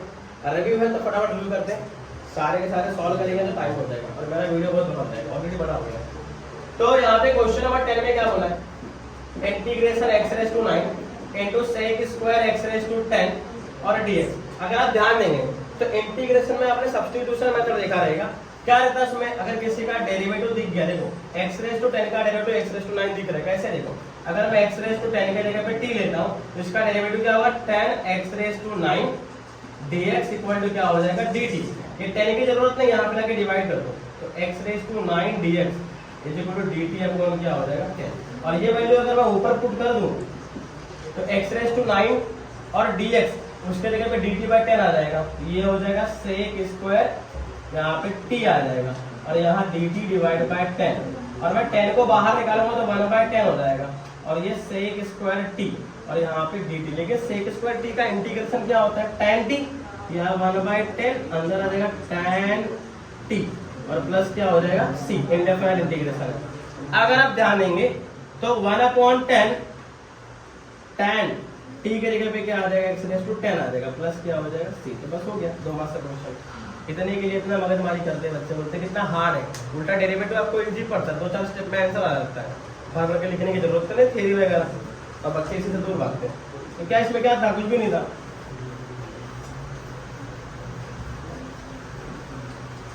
नेक्स्ट क्या दिया हुआ है, ये सब फटाफट आने वाले आंसर 2-4 स्टेप, अगर आपको फॉर्मूला याद है तो कितना आसान है, देखो dx। अब ये a square minus x square वाला फॉर्मूला मिल जाएगा यहाँ पे, तो हमने क्या देखा था 1/25 मतलब 5 का स्क्वायर माइनस ये 3x का होल स्क्वायर। पता है पेपर आज मैथ से खत्म हो गया, लेकिन फिर भी एक बार देखते हो क्या गलतियां करके आए हो। चलो क्या होगा देखो 1/, अब यहाँ फॉर्मूला लगेगा 1/a square minus x square. क्या फॉर्मूला होता है 1/a square minus x square का 1/2a log a plus x upon a minus x plus क्या हो जाएगा c। ओके, तो यहाँ पे अगर मैं फॉर्मूले की बात करूं तो 1/2 इंटू a का वैल्यू क्या है 5 है, log a का वैल्यू 5 है और x का वैल्यू 3x आ जाएगा और ये 5 माइनस 3x इंटू 3x का डेरिवेटिव 1/3 है, इंटीग्रेशन का रूल है, डेरिवेटिव क्या होता है डिवाइड होता है। तो यहाँ पे 1/10 10 3 30, तो 1 क्या हो जाएगा 30 log 5 plus 3x upon 5 minus 3x plus क्या हो जाएगा, क्या था इसके अंदर 2-4 स्टेप में आंसर 2 मार्क्स फ्री के मिल रहे हैं ना 4 स्टेप करके, तो कुछ भी नहीं था। चलो नेक्स्ट देखते हैं। इसलिए कहते हैं कि थोड़ी सी प्रैक्टिस कर लो, पार्ट 2 तो इजी रहता है, पार्ट 1 हार्ड रहता है। अब इसमें क्या दिया हुआ है -π/4 से लेके +π/4 और यहाँ वाला 1 माइनस sin x दिया हुआ है dx। तो ये जब भी डिवाइड में आए कोई ऑप्शन ना सोचे, तो हमने बचपन में सीखा है रैशनलाइजेशन, उसको रैशनलाइज कर दो, एकदम सिंपल हो जाएगा। देखो -π/4 से लेके π/4 1/1 minus sine x into 1 plus, rationalise करने पे यहाँ पे प्लस आ जाता है, ये रैशनलाइजेशन का रूल है, dx -π/4 से लेके +π/4। अब ऊपर क्या आएगा 1 प्लस साइन एक्स, 1 से मल्टीप्लाई करेंगे तो ये a² माइनस b², तो 1 का स्क्वायर माइनस साइन स्क्वायर, तो यहाँ पे आ जाएगा cos स्क्वायर एक्स। क्योंकि मेरे पास टाइम तो मैं उतना नहीं डिटेल में दिखाऊंगा आपको, थोड़ा रिव्यू करके दिखा रहा हूँ आपको। तो यहाँ पे देखो मैं डिवाइड अगर करूँ तो -π/4 से लेके π/4, यहाँ 1 plus sine x divide by क्या हो जाएगा cos स्क्वायर एक्स। इसको मैं ऐसे लिख सकता हूँ 1/cos square x plus sine x upon क्या हो जाएगा cos स्क्वायर एक्स, और इसको मैं डिवाइड कर देता हूँ। जब मैं डिवाइड करूंगा तो क्या आंसर आएगा, -π/4 से लेके π/4 1/cos क्या हो जाएगा sec square x plus sine upon cos क्या आ जाएगा tan x, और 1/cos क्या हो जाएगा sec x। यहाँ अलग से इंटीग्रेशन ले लेता हूँ, ये dx हो जाएगा -π/4 से लेके π/4 और उधर पे dx आ जाएगा। अब इंटीग्रेशन सिंपली इंटीग्रेशन ले लो, sec स्क्वायर x का इंटीग्रेशन tan x हो जाएगा, और ये -π/4 से लेके +π/4 plus sec x into tan x का इंटीग्रेशन sec x हो गया, और इसका जो लिमिट है -π/4 से लेके +π/4। अब क्या आंसर आएगा, तो upper limit tan 45 minus lower limit tan -π/4 plus यहाँ पे देखो sec 45 कितना होता है √2 माइनस, और ये माइनस इंटू माइनस प्लस हो जाएगा, नहीं sec में पॉजिटिव रहेगा ना, तो यहाँ पे भी क्या आ जाएगा √2 आ जाएगा। तो यहाँ पे क्या आएगा देखो tan 45 1 प्लस 1 और ये 0 हो जाएगा, तो इसका आंसर कितना आएगा 2 आ जाएगा। तो 2 क्या होगा इसका करेक्ट आंसर होगा।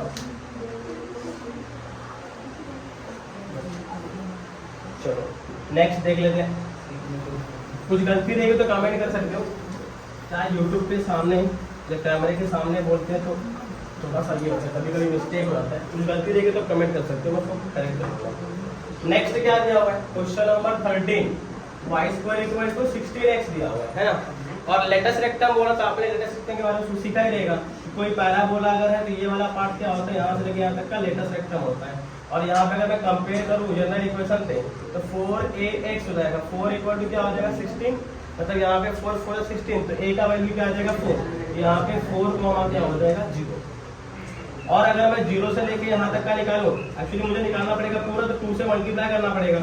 और अगर मैं यहाँ पे ये देखूँ लिमिट, तो लिमिट आपको दिया रहेगा, नहीं दिया है तो लिमिट हम लोग क्या लेंगे, देखो अगर y² = 16x है एंड लेटेस्ट रेक्टम क्या बोला है 0 से लेके 4, 4 से लेके 0, 0 से लेके 4, मतलब x = हम लोग 0 से लेके क्या ले लेंगे 4 ले लेंगे। तो अपना आंसर क्या है देख लेते हैं। रिक्वायर्ड एरिया, अगर आप लोग पैराबोला बनाएंगे तो आपको नाम लिखना पड़ेगा कि area of the region dash dash dash जो भी रहेगा। तो हम लोग यहाँ पे इंटीग्रेशन 2 × 0 से लेके 4, और यहाँ पे अगर मैं y² है और y का वैल्यू निकालूं तो 4√x dx हो जाएगा। 4 को हमने 4 पूजा 8 हो गया, इंटू x का पावर 1/2, तो x का पावर 1/2 मतलब कितना आ जाएगा, x का पावर 3/2 डिवाइड बाय 3/2, इसका इंटीग्रेशन हो जाएगा और लिमिट आ जाएगा 0 से लेके 4, इससे क्या आता है 8 इंटू 2 से मल्टीप्लाई करेंगे तो 2x का पावर 3/2 डिवाइड में 3 आ जाएगा, 0 से लेके 4 हो जाएगा। और क्या है 8 इंटू, अब देखो 2 को ऐसे ही रखो, x⁵3/2 को हम लोग क्या बोल सकते हैं x इंटू √x बोल सकते हैं, अपॉन में 3 और 0 से लेके 4। फिर से आया आप लोग का 2 इंटू x का वैल्यू 4 √4 डिवाइड बाय 3 और माइनस क्या हो जाएगा 0, तो यहाँ पे 2 इंटू 0 √0 अपॉन 3, तो माइनस में 0 आ जाएगा, करने की जरूरत है। अब देखो 2 4 8 और 4 का रूट क्या होगा 2 होगा, तो 8 जो कितना हो जाएगा 16 डिवाइड बाय 3, तो 16 8 जो कितना होगा 128, तो 128 डिवाइड बाय क्या होगा 3 स्क्वायर यूनिट, तो इसका आंसर आ जाएगा 128 स्क्वायर यूनिट। ये आपको टेक्स्ट बुक का क्वेश्चन है, एकदम चिंदी क्वेश्चन था ये 2 मार्क्स के लिए। नेक्स्ट देख लीजिए क्वेश्चन नंबर 14।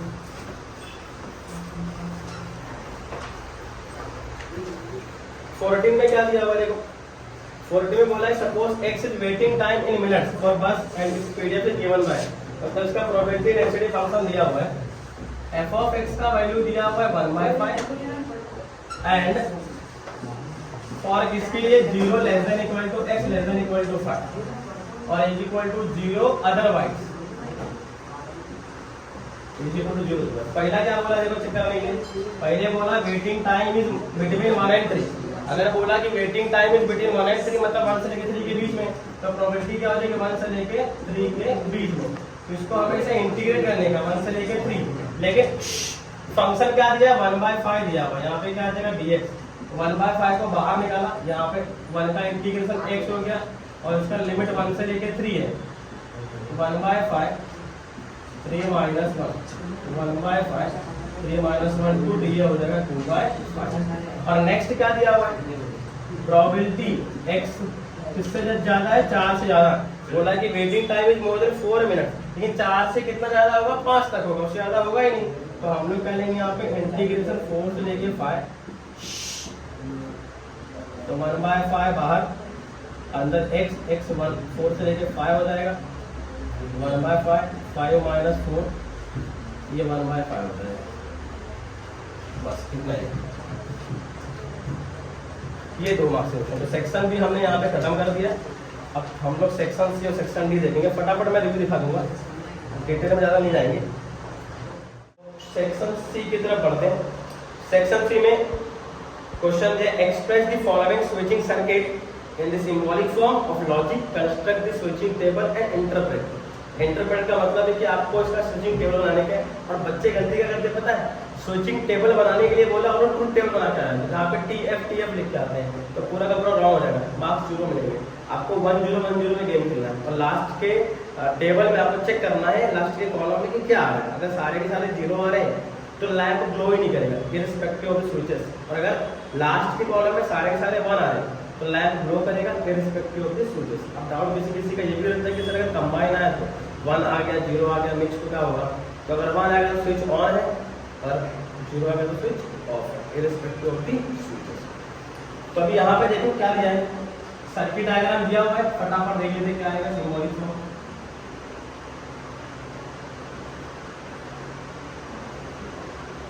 फिर इसके बाद यहाँ पे लैंप लगाया हुआ, फिर बैटरी लगाई, बिना बैटरी को चलता नहीं है। यहाँ दिया S2 S1 S1 dash S2 dash, lamp लगाया है बस। तो इसको पहले सिंबॉलिक फॉर्म में कर देते हैं। अभी सिंबॉलिक फॉर्म का मतलब क्या है, पहले आ देखो S1 को आपने क्या लेट किया है, लेट कर लेने का पहले let switch let P switch S1, let Q switch S2, let negation P switch S1 dash and negation Q switch S2 dash. ये लेट करने के बाद में आप सिंबॉलिक फॉर्म में कर देगा। तो इसका सिंबॉलिक फॉर्म क्या होगा, symbolic form is, symbolic form में देखो ये S1 को हमने P लिया है, नीचे गया मतलब क्या हो जाएगा और, नीचे क्या है S2, फिर बाजू में जा रहा है मतलब एंड आएगा, और यहाँ ब्रैकेट S1 डैश मतलब नेगेशन P और फिर से बाजू में गए तो एंड S2 डैश मतलब नेगेशन P। ये इसका सिंबॉलिक फॉर्म हो गया।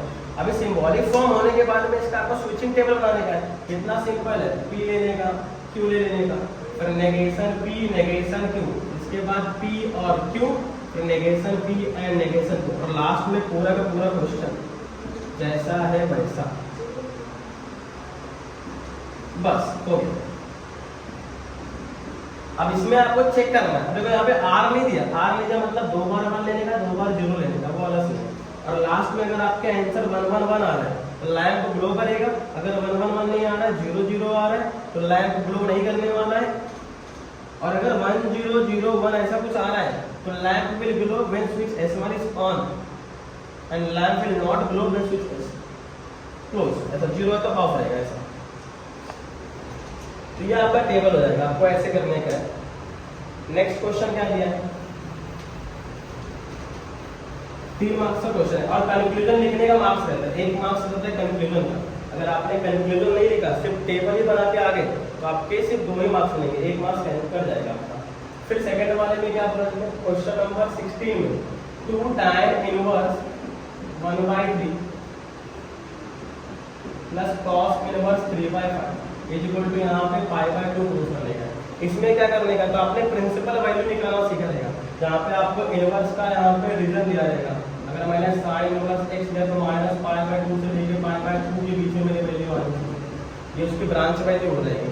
ऐसे ही अगर मैं cos के लिए देखूंगा तो 0 से लेके पाई हो जाएगा, फिर tan का देखूंगा, ये ब्रांच वैल्यू आपको पता होनी चाहिए। अगर ये वैल्यू पता है तो यहाँ से आप हर एक वैल्यू निकाल सकते हो, और वैल्यू निकालने के बाद में आपको चेक करना है कि वो पाई बाय 2 के इक्वल आ रहा है कि नहीं आ रहा है। अगर पाई बाय 2 के इक्वल आ रहा है मतलब प्रूफ हो गया, तो आपके 3 मार्क्स क्या हो जाएंगे, फिक्स हो जाएंगे।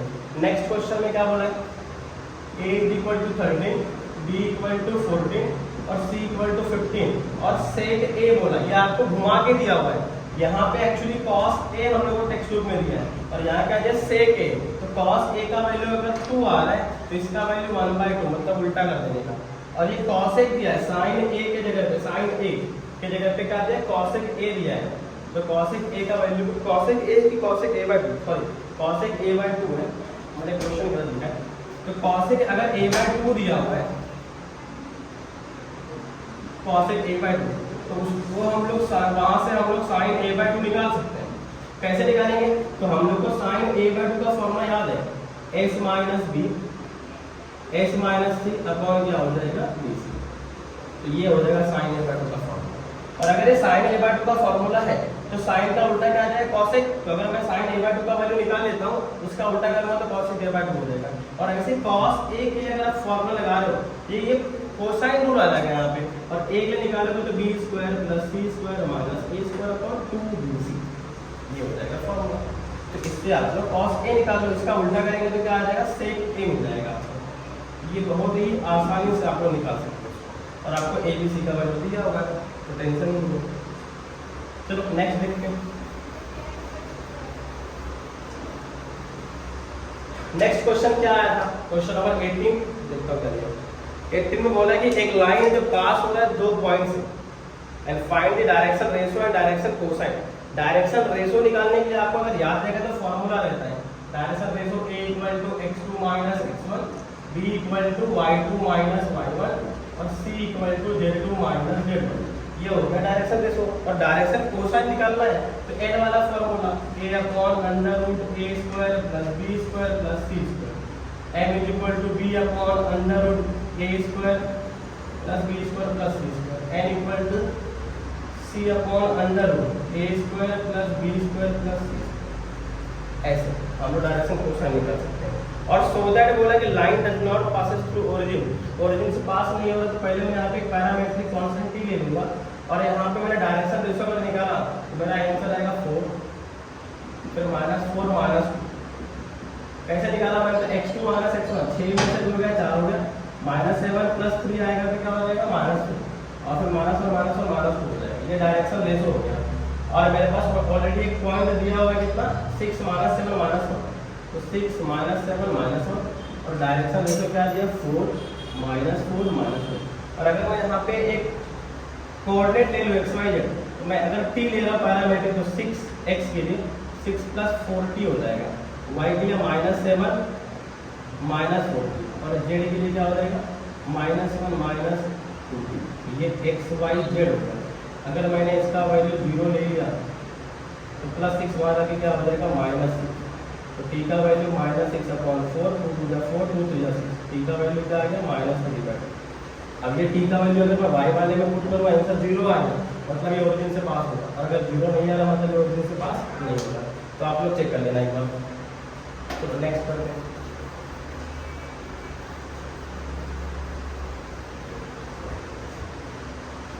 नेक्स्ट मेरा find the characteristic and vector equation of line passing through a point.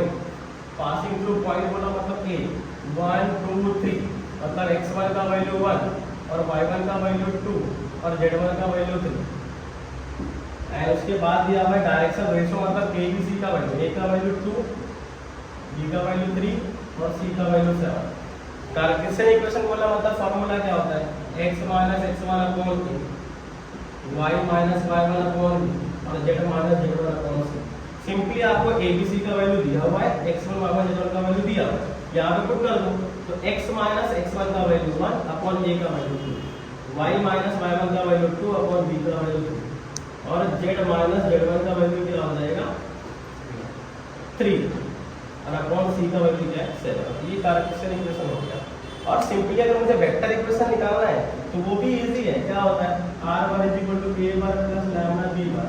तो ये जो डायरेक्शन रेशो दिख रहा है ना आपको, उसको मैं b बार मान लूंगा और जो पोजीशन वेक्टर जो पॉइंट दिया है उसका मैं पोजीशन वेक्टर ले लूंगा a बार। तो यहाँ से a बार मिल जाएगा और ये b बार दिया हुआ इस इक्वेशन में पुट कर देंगे तो हम लोग का वेक्टर इक्वेशन मिल जाएगा।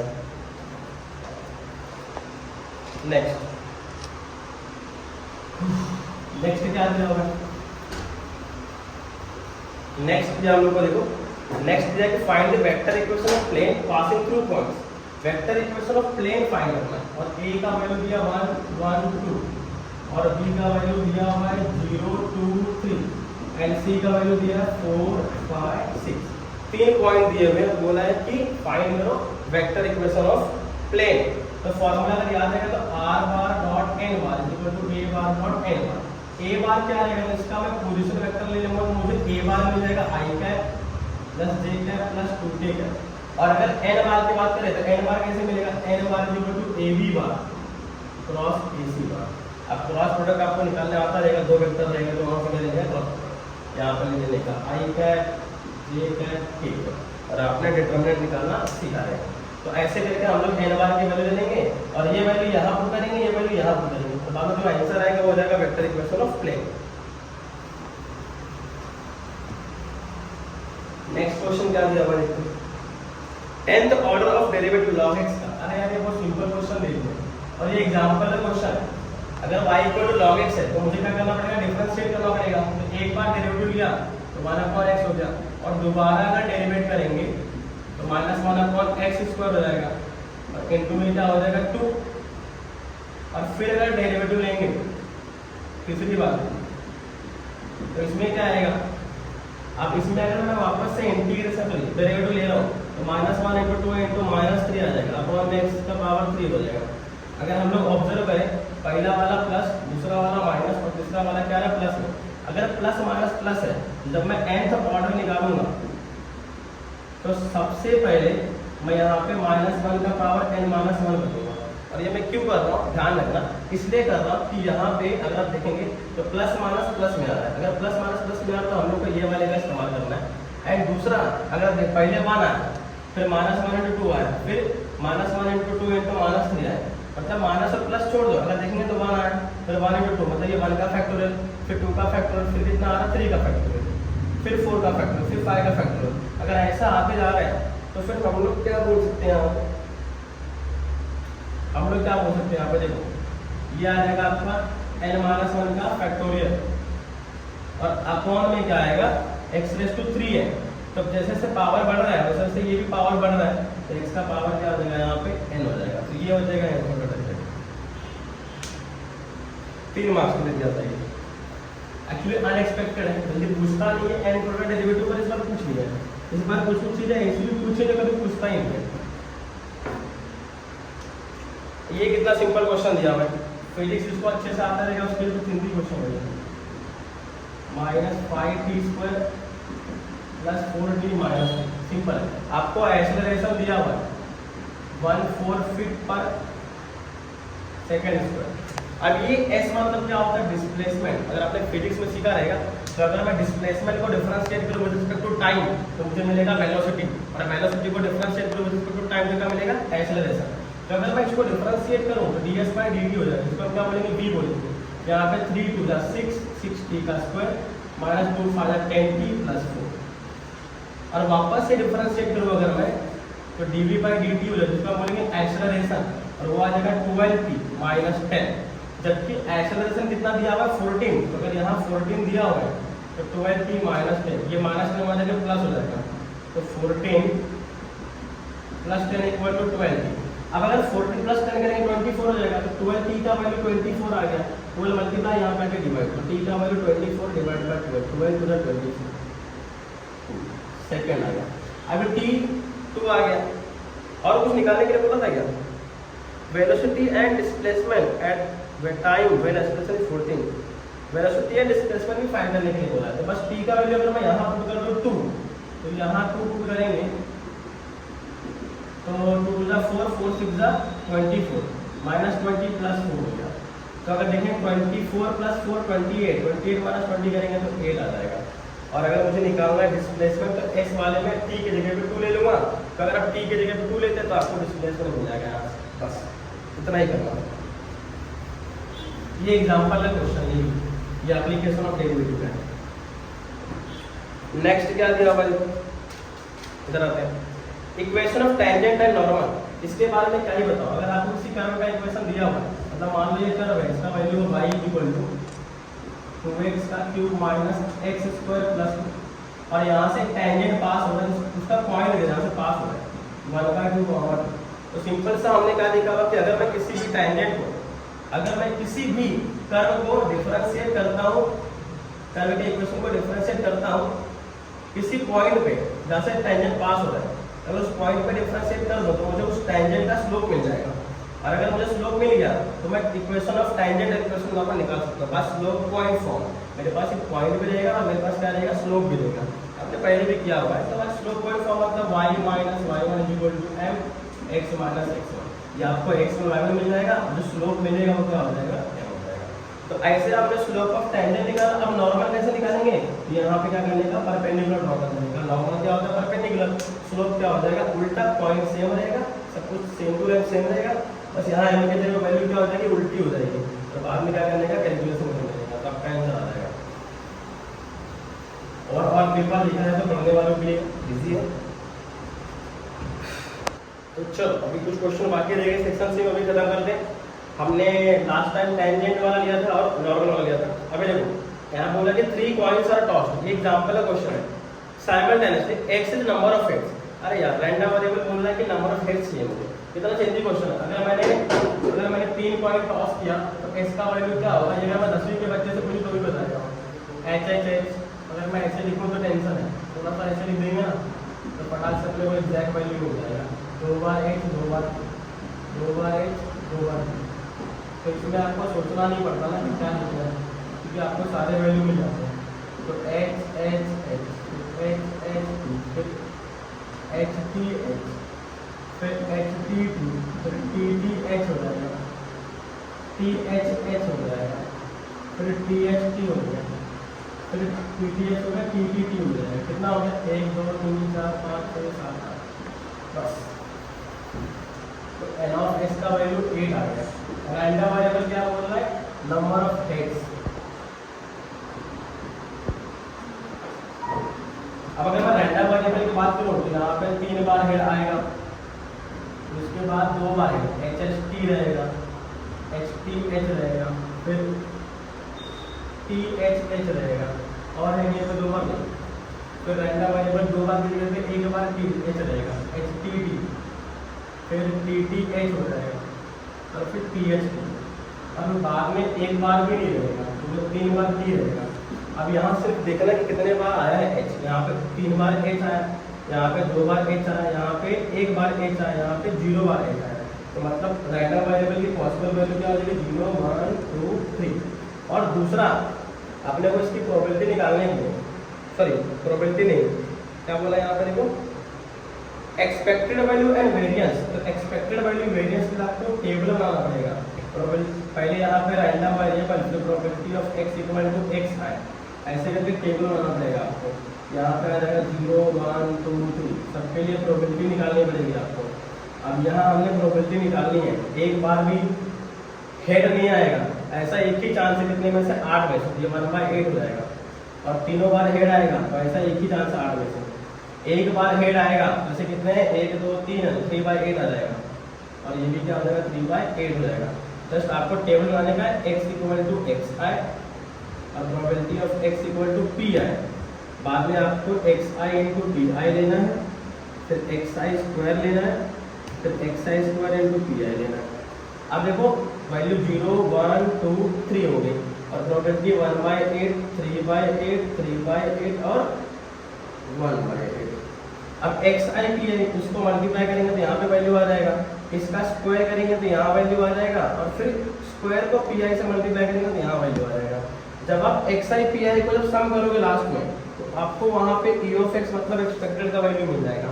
और वेरिएंस निकालने के लिए आपको फॉर्मूला है, कौन सा फॉर्मूला रहेगा, E of E of x का whole square minus E of क्या हो जाएगा एक्स स्क्वायर। और ये ई ऑफ एक्स स्क्वायर क्या है, ये लास्ट वाला कॉलम है। लास्ट वाला कॉलम जो ऐड करके वैल्यू आएगा तो यहाँ पर जाएगा, उसमें से स्क्वायर करने का और माइनस कर देने का आपका आंसर आ जाएगा। तो ऐसे आपको एक्सपेक्टेड वैल्यू और वेरिएंस निकालना पड़ेगा। अगर आपने ऐसे पूरा किया तो आपको पूरा का पूरा मार्क्स मिल जाएगा, 3 मार्क्स। अभी नेक्स्ट क्या दिया हुआ देख लेते हैं। नेक्स्ट है डिफरेंशियल इक्वेशन से 6.4 क्वेश्चन देखते समझते पर एग्जाम्पल है क्वेश्चन, इसलिए कहता हूँ कि हर साल कि एग्जाम्पल ज़्यादा प्रैक्टिस करो, प्रैक्टिस सेट से ज़्यादा, क्योंकि एग्जाम्पल में क्वेश्चन ज़्यादा आता है। इसको सॉल्व करने के लिए आपको पता है कि y equal to v x लेने का, सॉरी बराबर है क्या, y equal to v x वाला ऐसा है क्वेश्चन है, हाँ y equal to v x लेने वाला क्वेश्चन है।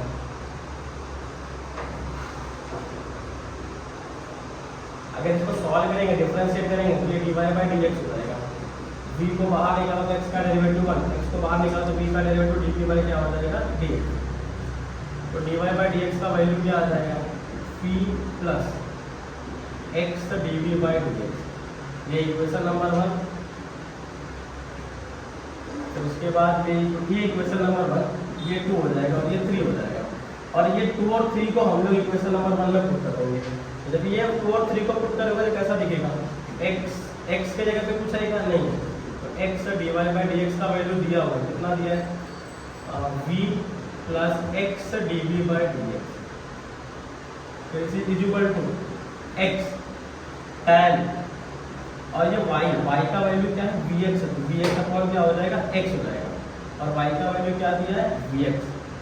अगर मैं x से डिवाइड कर दूँ तो ये वाला x और ये वाला x गायब, ये गया और यहाँ से ये गया, तो v plus x d v by d x is equal to tan v रहेगा सर, और प्लस v यहाँ का v क्या हो जाएगा कैंसर, तो x d v by d x is equal to tan v हो जाएगा।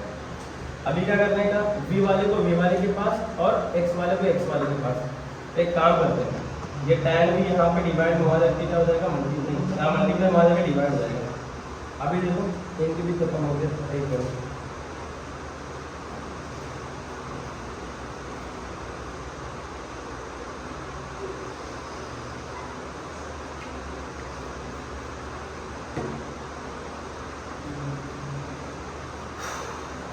यहाँ आ गया है x dv by d x और यहाँ आ गया है tan v। अब एक काम करते हैं, सेपरेट करना पड़ेगा अपने को, उसको सेपरेट करेंगे तो कैसा दिखेगा, तो जगह बना लेते हैं, देखते क्या आएगा, ऊपर का मिटा देता हूँ। ये आ रहा है x dv by d x equal to tan v हो गया। अब ये जो v है इसको ऐसे रखेंगे तो ये आके डिवाइड हो जाएगा, तो ये आ जाएगा 1/tan, यहाँ पे dv आ जाएगा 1/tan v, और ये dx डिवाइड में यहाँ करके मल्टीप्लाई हो जाएगा, और x मल्टीप्लाई में यहाँ करके डिवाइड तो x हो जाएगा। दोनों साइड में क्या कर देंगे इंटीग्रेट, तो 1/tan क्या हो जाएगा cot, और cot का फॉर्मूला क्या होता है log ऑफ कहाँ पे आ जाएगा sin v आ जाएगा, और यहाँ पे 1/x क्या हो जाएगा log x, और प्लस c हो जाएगा, तो log c ले लेता हूँ, इंटीग्रेशन कांस्टेंट ले लेता हूँ, तो यहाँ पे log है और sin v है, और log कॉमन लूंगा तो log की प्रॉपर्टी है log a plus log b, log a into b हो जाएगा, log कैंसल, इसका मतलब sin v का, और v का वैल्यू क्या है यहाँ से निकाल लेते हैं। मैंने आपको स्टार्टिंग में बोला y equal to v x होता है, तो v का वैल्यू क्या हो जाएगा y by x, v equal to y by x, और ये वैल्यू को अगर मैं यहाँ पुट कर दूँ तो मुझे क्या मिलेगा sin y by x is equal to, यहाँ पे सिर्फ सी एक्स बचेगा, यहीं पे छोड़ देंगे तो भी चलेगा, ये हो जाएगा आपका जनरल सोल्यूशन। आपको फाइंड करने क्या बोलता है डिफरेंशियल इक्वेशन, ये हो जाएगा आपका डिफरेंशियल, ये लास्ट में जनरल सोल्यूशन आएगा। चलो तो अभी ये हो गया खत्म। एक क्वेश्चन नंबर 26 है सेक्शन सी में, ये अगर आपने पूरा किया जाएगा तो आपको पूरे के पूरे 3 मार्क्स मिल जाएंगे इसके। लास्ट क्वेश्चन सेक्शन सी का है, 5 कार्ड्स हमने ड्रॉ किया विद रिप्लेसमेंट, फ्रॉम वेल सफल डेक ऑफ 52 कार्ड्स। अब देखो 5 कार्ड्स मतलब n का वैल्यू 5 हो गया। All the 5 cards are spade, मतलब probability of x equal to 5 निकालना है। 5 cards are drawn from successfully from replacement from well shuffle देखो 52 cards। Find the probability that all the 5 cards are spade, none is spade, मतलब यहाँ spade की बात हुई है। तो all the 5 cards are spade, मतलब spade कितना होता है? अगर मैं probability of success निकालूँ P, तो कितना आएगा? स्पेड 13 होता है 52 में से, बराबर। तो अगर स्पेड 13 होता है तो डिवाइड करेंगे 13 में 13 4 जाएगा, कितना हो गया 52, तो 1/4 हो गया। तो क्यू का वैल्यू क्या आ जाएगा 1 minus q, q equal to 1 minus 1/4, q equal to 4 मतलब 4 4 माइनस 1 3 3/4 हो जाएगा। तो हमने पी क्यू का वैल्यू निकाल दिया। ये क्यू क्या है? नॉट सक्सेस के लिए, तो क्यू निकाल लिया। अभी हम लोग को x का वैल्यू दिया हुआ probability of x equal to 5। आपको याद रहेगा फॉर्मूला की probability of x equal to x is equal to nCx p raise to x q raise to n minus 6। अगर आपको ये फॉर्मूला याद है तो आपको ये क्वेश्चन इसी फॉर्मूले से सॉल्व करना है। मैंने आपको दोनों वैल्यू निकाल के दिखा दिया। n का वैल्यू पहले से दिया हुआ है 5, x का वैल्यू यहाँ पे 5 दिया हुआ है क्वेश्चन में बोला है, और p का वैल्यू 1/4, q का वैल्यू 3/4। अगर यहाँ पे वैल्यू पुट करते हैं सारे के सारे तो आपको वैल्यू मिल जाएगा। तो आपको इस तरीके से कैलकुलेट करना है। यहाँ पे सेक्शन सी क्या होता है। चलो अब बारी है सेक्शन डी की। बहुत बड़े बड़े क्वेश्चन है, वीडियो ज़्यादा बड़ा हो जाएगा। मैं आपको जनरली बताता हूँ क्या करने का इसमें। अब ये क्वेश्चन दिया हुआ है, अगर आपको एमसीक्यू में ये क्वेश्चन आता ना तो कुछ करने का नहीं, ये माइनस साइन अगर यहाँ पे तो यहाँ पे लगा दीजिए, तो ये हो गया इसका इनवर्स, बाकी सब कुछ सेम ही रहता है। लेकिन ये एमसीक्यू नहीं है तो आपको सॉल्व करना पड़ेगा। तो कैसे सॉल्व करना पड़ेगा? तो आपको पता है, आपने देखा रहेगा कि a इंटू ए इनवर्स करने का इक्वल टू क्या हो जाएगा i। अब इसको आपने a मान लिया तो यहाँ पे a आ जाएगा इंटू ए इनवर्स। i क्या होता है? आइडेंटिटी मैट्रिक्स होता है 0 1 0 0 0 1। अब आपको कैसे भी करके इस साइड को इस साइड की तरह बना देता है। जब यहाँ पे ये वाला मैट्रिक्स यहाँ आ जाएगा तो यहाँ जो भी आंसर आएगा वो आ जाएगा आपका a इनवर्स का वैल्यू। लेकिन ये करने के लिए आपका यहाँ पे ट्रांसफॉर्मेशन क्या होना चाहिए? करेक्ट। लेकिन ये आपको ये भी बोलता हूँ कि जिस बच्चों को लगता है कि डाउट है कि हमारे ट्रांसफॉर्मेशन करेक्ट है कि नहीं, अगर आपका आंसर करेक्ट है तो आपका ट्रांसफॉर्मेशन भी क्या रहेगा? करेक्ट रहेगा। और हर एक बच्चे का ट्रांसफॉर्मेशन क्या हो सकता है? अलग अलग हो सकता है। तो डिपेंड करता है कि किसका कैसा ट्रांसफॉर्मेशन है। वैल्यू क्या आएगी लास्ट में? सेम है। तो कोई भी ट्रांसफॉर्मेशन लास्ट में आंसर क्या आएगा? सेम है। अगर सेम नहीं आ रहा है तो आपने कुछ ना कुछ तो मिस्टेक किया होगा। ये आप लोग को ट्रांसफॉर्मेशन मेथड से करने का, आप अच्छे से कर लेना। करना कैसे? तो आप इसको जब यहाँ पे cos थीटा है, cos थीटा से मल्टीप्लाई कर दो तो cos स्क्वायर थीटा हो जाएगा, या हमारा sin theta into cos theta हो गया। तो आपने cos थीटा से मल्टीप्लाई कर दिया। अब r1 को चेंज करने का, और r1 प्लस r2 में sin थीटा से मल्टीप्लाई करने का, और जब प्लस करोगे तो sin स्क्वायर प्लस cos पर यहाँ पे क्या आ जाएगा? 1। ये cos थीटा है, sin थीटा से मल्टीप्लाई कर रहे हो तो प्लस माइनस क्या हो जाएगा? कैंसिल, और यहाँ 0 माइनस 0 0 ही आएगा। बाद में यहाँ पे साइन थीटा, यहाँ पे cos थीटा, तो वापस रिवर्स करने का, r2 चेंज करने का, और r2 चेंज करेंगे तो r2 माइनस क्या करने का? r1 करने का, तो आपका आंसर आ जाएगा। लास्ट में बचेगा cos थीटा, तो r2 को cos थीटा से क्या करने का? डिवाइड कर देने का, और जो आंसर आएगा यहाँ पे क्या हो जाएगा आपका? तो आप लोग देख लेना एक बार। क्वेश्चन नंबर 28 जो क्वेश्चन नंबर है ये प्रूफ है। आप लोग प्रूफ इसको अच्छे से देख लेना। अगर आपको चाहिए कि प्रूफ कैसे करने का तो कमेंट में डाल सकते हो, मैं स्पेशल वीडियो बना दूंगा इसके लिए। और क्वेश्चन नंबर 9 में देखो क्या बोला है कि a बार b बार ये नॉन कोलिनियर वेक्टर है। If vector r bar is coplanar with a bar and b bar then so that there exist unit scalar t1 and t2। तो आपको यहाँ पे सो दैट करना पड़ेगा, उसका 2 marks है, और बाद में उसी के ऊपर क्वेश्चन पूछा गया है वो 2 मार्क्स का, मतलब ये पूरा मिला के कितने 4 मार्क्स। तो सो दैट आप लोग कर लेना। क्वेश्चन कैसे करना आपको दिखा देता हूँ। t1 का वैल्यू आ जाएगा 2 और t2 का वैल्यू आ जाएगा 3। जस्ट आपको सिर्फ इक्वेट करने का है। अब देखो ये आपको एग्जाम में दिया हुआ क्वेश्चन में r बार का value 2y cap plus 7j cap plus 9k cap, और t1 का वैल्यू नहीं पता लेकिन a बार का वैल्यू पता है i cap plus 2j cap, और t2 का वैल्यू कितना? b बार का value j cap plus 3k cap. Multiply कर लो, ये वैसे ही रहेगा। ये t1 i cap, t1 2t1 j cap, फिर t2 j कैप और प्लस 3t2 k कैप। आप सिंपली इक्वेट करो i वाले का i वाले से, भाई T1 का वैल्यू कितना आ गया 2 आ गया। फिर यहाँ देखो 3T2 का वैल्यू क्या आ जाएगा 9। तो अगर 3T2 का वैल्यू 9 है तो 3 जाके डिवाइड करेगा तो T2 का वैल्यू 3 जाके कितना हो जाएगा 9। तो इसको इतना ही निकाल दिया था बस T1 T2 का वैल्यू। इसके लिए 2 मार्क्स था और उसके लिए उसके पहले आपको सोल्व करना पड़ेगा कि यूनिट एग्जिस्ट करता है, ऐसा यूनिट स्केलर एग्जिस्ट करता है T1 T2। उसके लिए आपको कंडीशन निकालना पड़ेगा R ये कैसे आया, और ये अगर आपने दिखाया तो आपने सॉल्व कर दिया, प्रूफ कर दिया। ये 2 मार्क्स के लिए आता है। अब इधर दिया हुआ है मैक्सिमाइज वाला, तो आप लोग का ग्राफ वगैरह है आप लोग अच्छे से कर लेना। तो आपको आंसर में अगर बताऊं तो आंसर आएगा मैक्स टू मैक्स। क्या पूछा आपको यहाँ पे मैक्सिमाइज, मतलब मैक्सिमाइज आंसर जो आपको आएगा 37 at x equal to 4 and y equal to 5। आप लोग ग्राफ बनाएंगे तो भी इसका आंसर आएगा, अदरवाइज आंसर नहीं आएगा। अब आपको पता है कि मेरे पास यहाँ पे स्केल वगैरह नहीं है, इसके लिए मैं ग्राफ नहीं बना रहा हूँ। अदरवाइज अगर आपको चाहिए तो मैं स्पेशली वीडियो के लिए बना दूंगा। नेक्स्ट ये देखो मैंने बोला था बच्चे लोग थ्योरम आएगा और यहाँ पे थ्योरम आया हुआ है। थ्योरम का आप लोग प्रूफ देख लेना। इस थ्योरम के अंदर एक क्वेश्चन दिया 7 raised to x with respect to x raised to 7।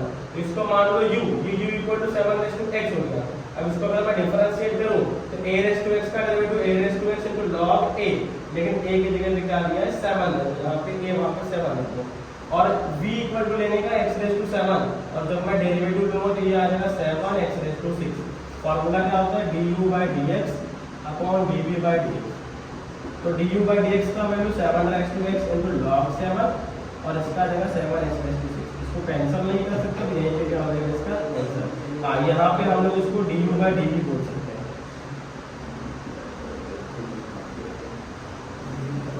बस इतना ही था, ये 1 मार्क्स मिलेगा इसका आपको और 3 मार्क्स का थ्योरम। नेक्स्ट बोला देखो कितना सिंपल क्वेश्चन है, 4 मार्क्स के लिए आ गया। ये थोड़ा सा सरप्राइज हो कि 4 मार्क्स के लिए नहीं आना चाहिए, क्योंकि अगर आप देखा जाए तो ये क्वेश्चन बहुत इजी है।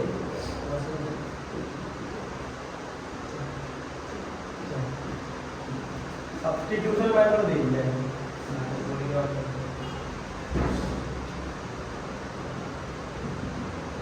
फटाफट आपको बता दो कैसे चलेगा। अब देखो साइन इनवर्स x का डेरिवेटिव ऑलरेडी यहाँ पे दिख रहा है, तो मैं इसके जगह पे क्या ले लूंगा t ले लूंगा। तो ये साइन इनवर्स यहाँ करके क्या बनेगा साइन हो जाएगा, x का वैल्यू क्या हो जाएगा साइन। और अगर मैं साइन इनवर्स x का यहाँ पे डेरिवेटिव लूं तो ये यहाँ पे ऑलरेडी एग्जिस्ट कर रहा है, dx इक्वल टू क्या हो जाएगा dt, और मैंने यहाँ पे x का वैल्यू sin t निकाल दिया। तो ये ऐसा हो जाएगा a रेज़ टू t हो जाएगा, x के जगह पे आ जाएगा sin t प्लस और 1 माइनस साइन स्क्वायर t क्या आ जाएगा cos स्क्वायर t आ जाएगा।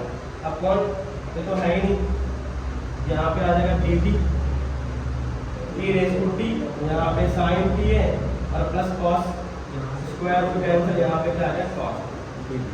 इंटीग्रेशन में आपने एक देखा जाएगा प्रॉपर्टी है क्या कि अगर यहाँ पे e रेज़ टू x है, यहाँ पे होता है फंक्शन और यहाँ पे होता है उसका डेरिवेटिव, तो इसका आंसर हम डायरेक्टली लिखते हैं क्या e raise to x into f of x plus क्या होता है। तो यहाँ पे आंसर आप डायरेक्टली ले सकते हो e raise to t into f of x का वैल्यू sin प्लस क्या हो जाएगा c, लेकिन t के जगह पे सब्स्टिट्यूट करो sin इनवर्स x, यहाँ पे sin inverse x plus c लिया, इनवर्स sin कैंसिल, तो e raise to sin inverse x और अंदर क्या दिया है x प्लस c, तो ये आपका फाइनल आंसर हो जाएगा।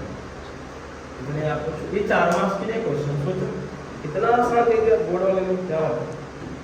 फिर इसके बाद आपको प्रॉपर्टी दिया क्वेश्चन नंबर 33, ये आप लोग प्रॉपर्टी देख लेना, जैसा 5 6 7 में से एक प्रॉपर्टी है कोई, तो आप देख लेना एक बार डिफरेंट इंडिकेशन में। फिर इसके नीचे दिया आपको क्वेश्चन हेंस इवैल्यूएट, मतलब ये 2 क्वेश्चन है, 2 मार्क्स का प्रॉपर्टी है और 2 मार्क्स का हेंस इवैल्यूएट वाला क्वेश्चन है। ये दोनों आप लोग सॉल्व करके देख लेना क्या है क्या नहीं। और क्वेश्चन नंबर 34, ये तो बहुत आसान क्वेश्चन है, body cools from 80 degree Celsius से लेकर 50 डिग्री सेल्सियस। ये क्वेश्चन का टेक्स्ट बुक का प्रैक्टिस सेट का क्वेश्चन है ये। 36 पर 36 डिग्री सेल्सियस का आंसर आता है, और आपको याद रहेगा मैंने बताया रहेगा बच्चे लोगों को, जो मेरे बच्चे रहेंगे पढ़ाने रहेंगे उस time D theta by dt ये डायरेक्टली प्रोपोर्शनल होता है थीटा माइनस थीटा 0 ये होता है कंडीशन। अब आगे सॉल्व करेंगे, प्रोपोर्शनल हटेगा, माइनस किया जाएगा टेम्परेचर की वजह से,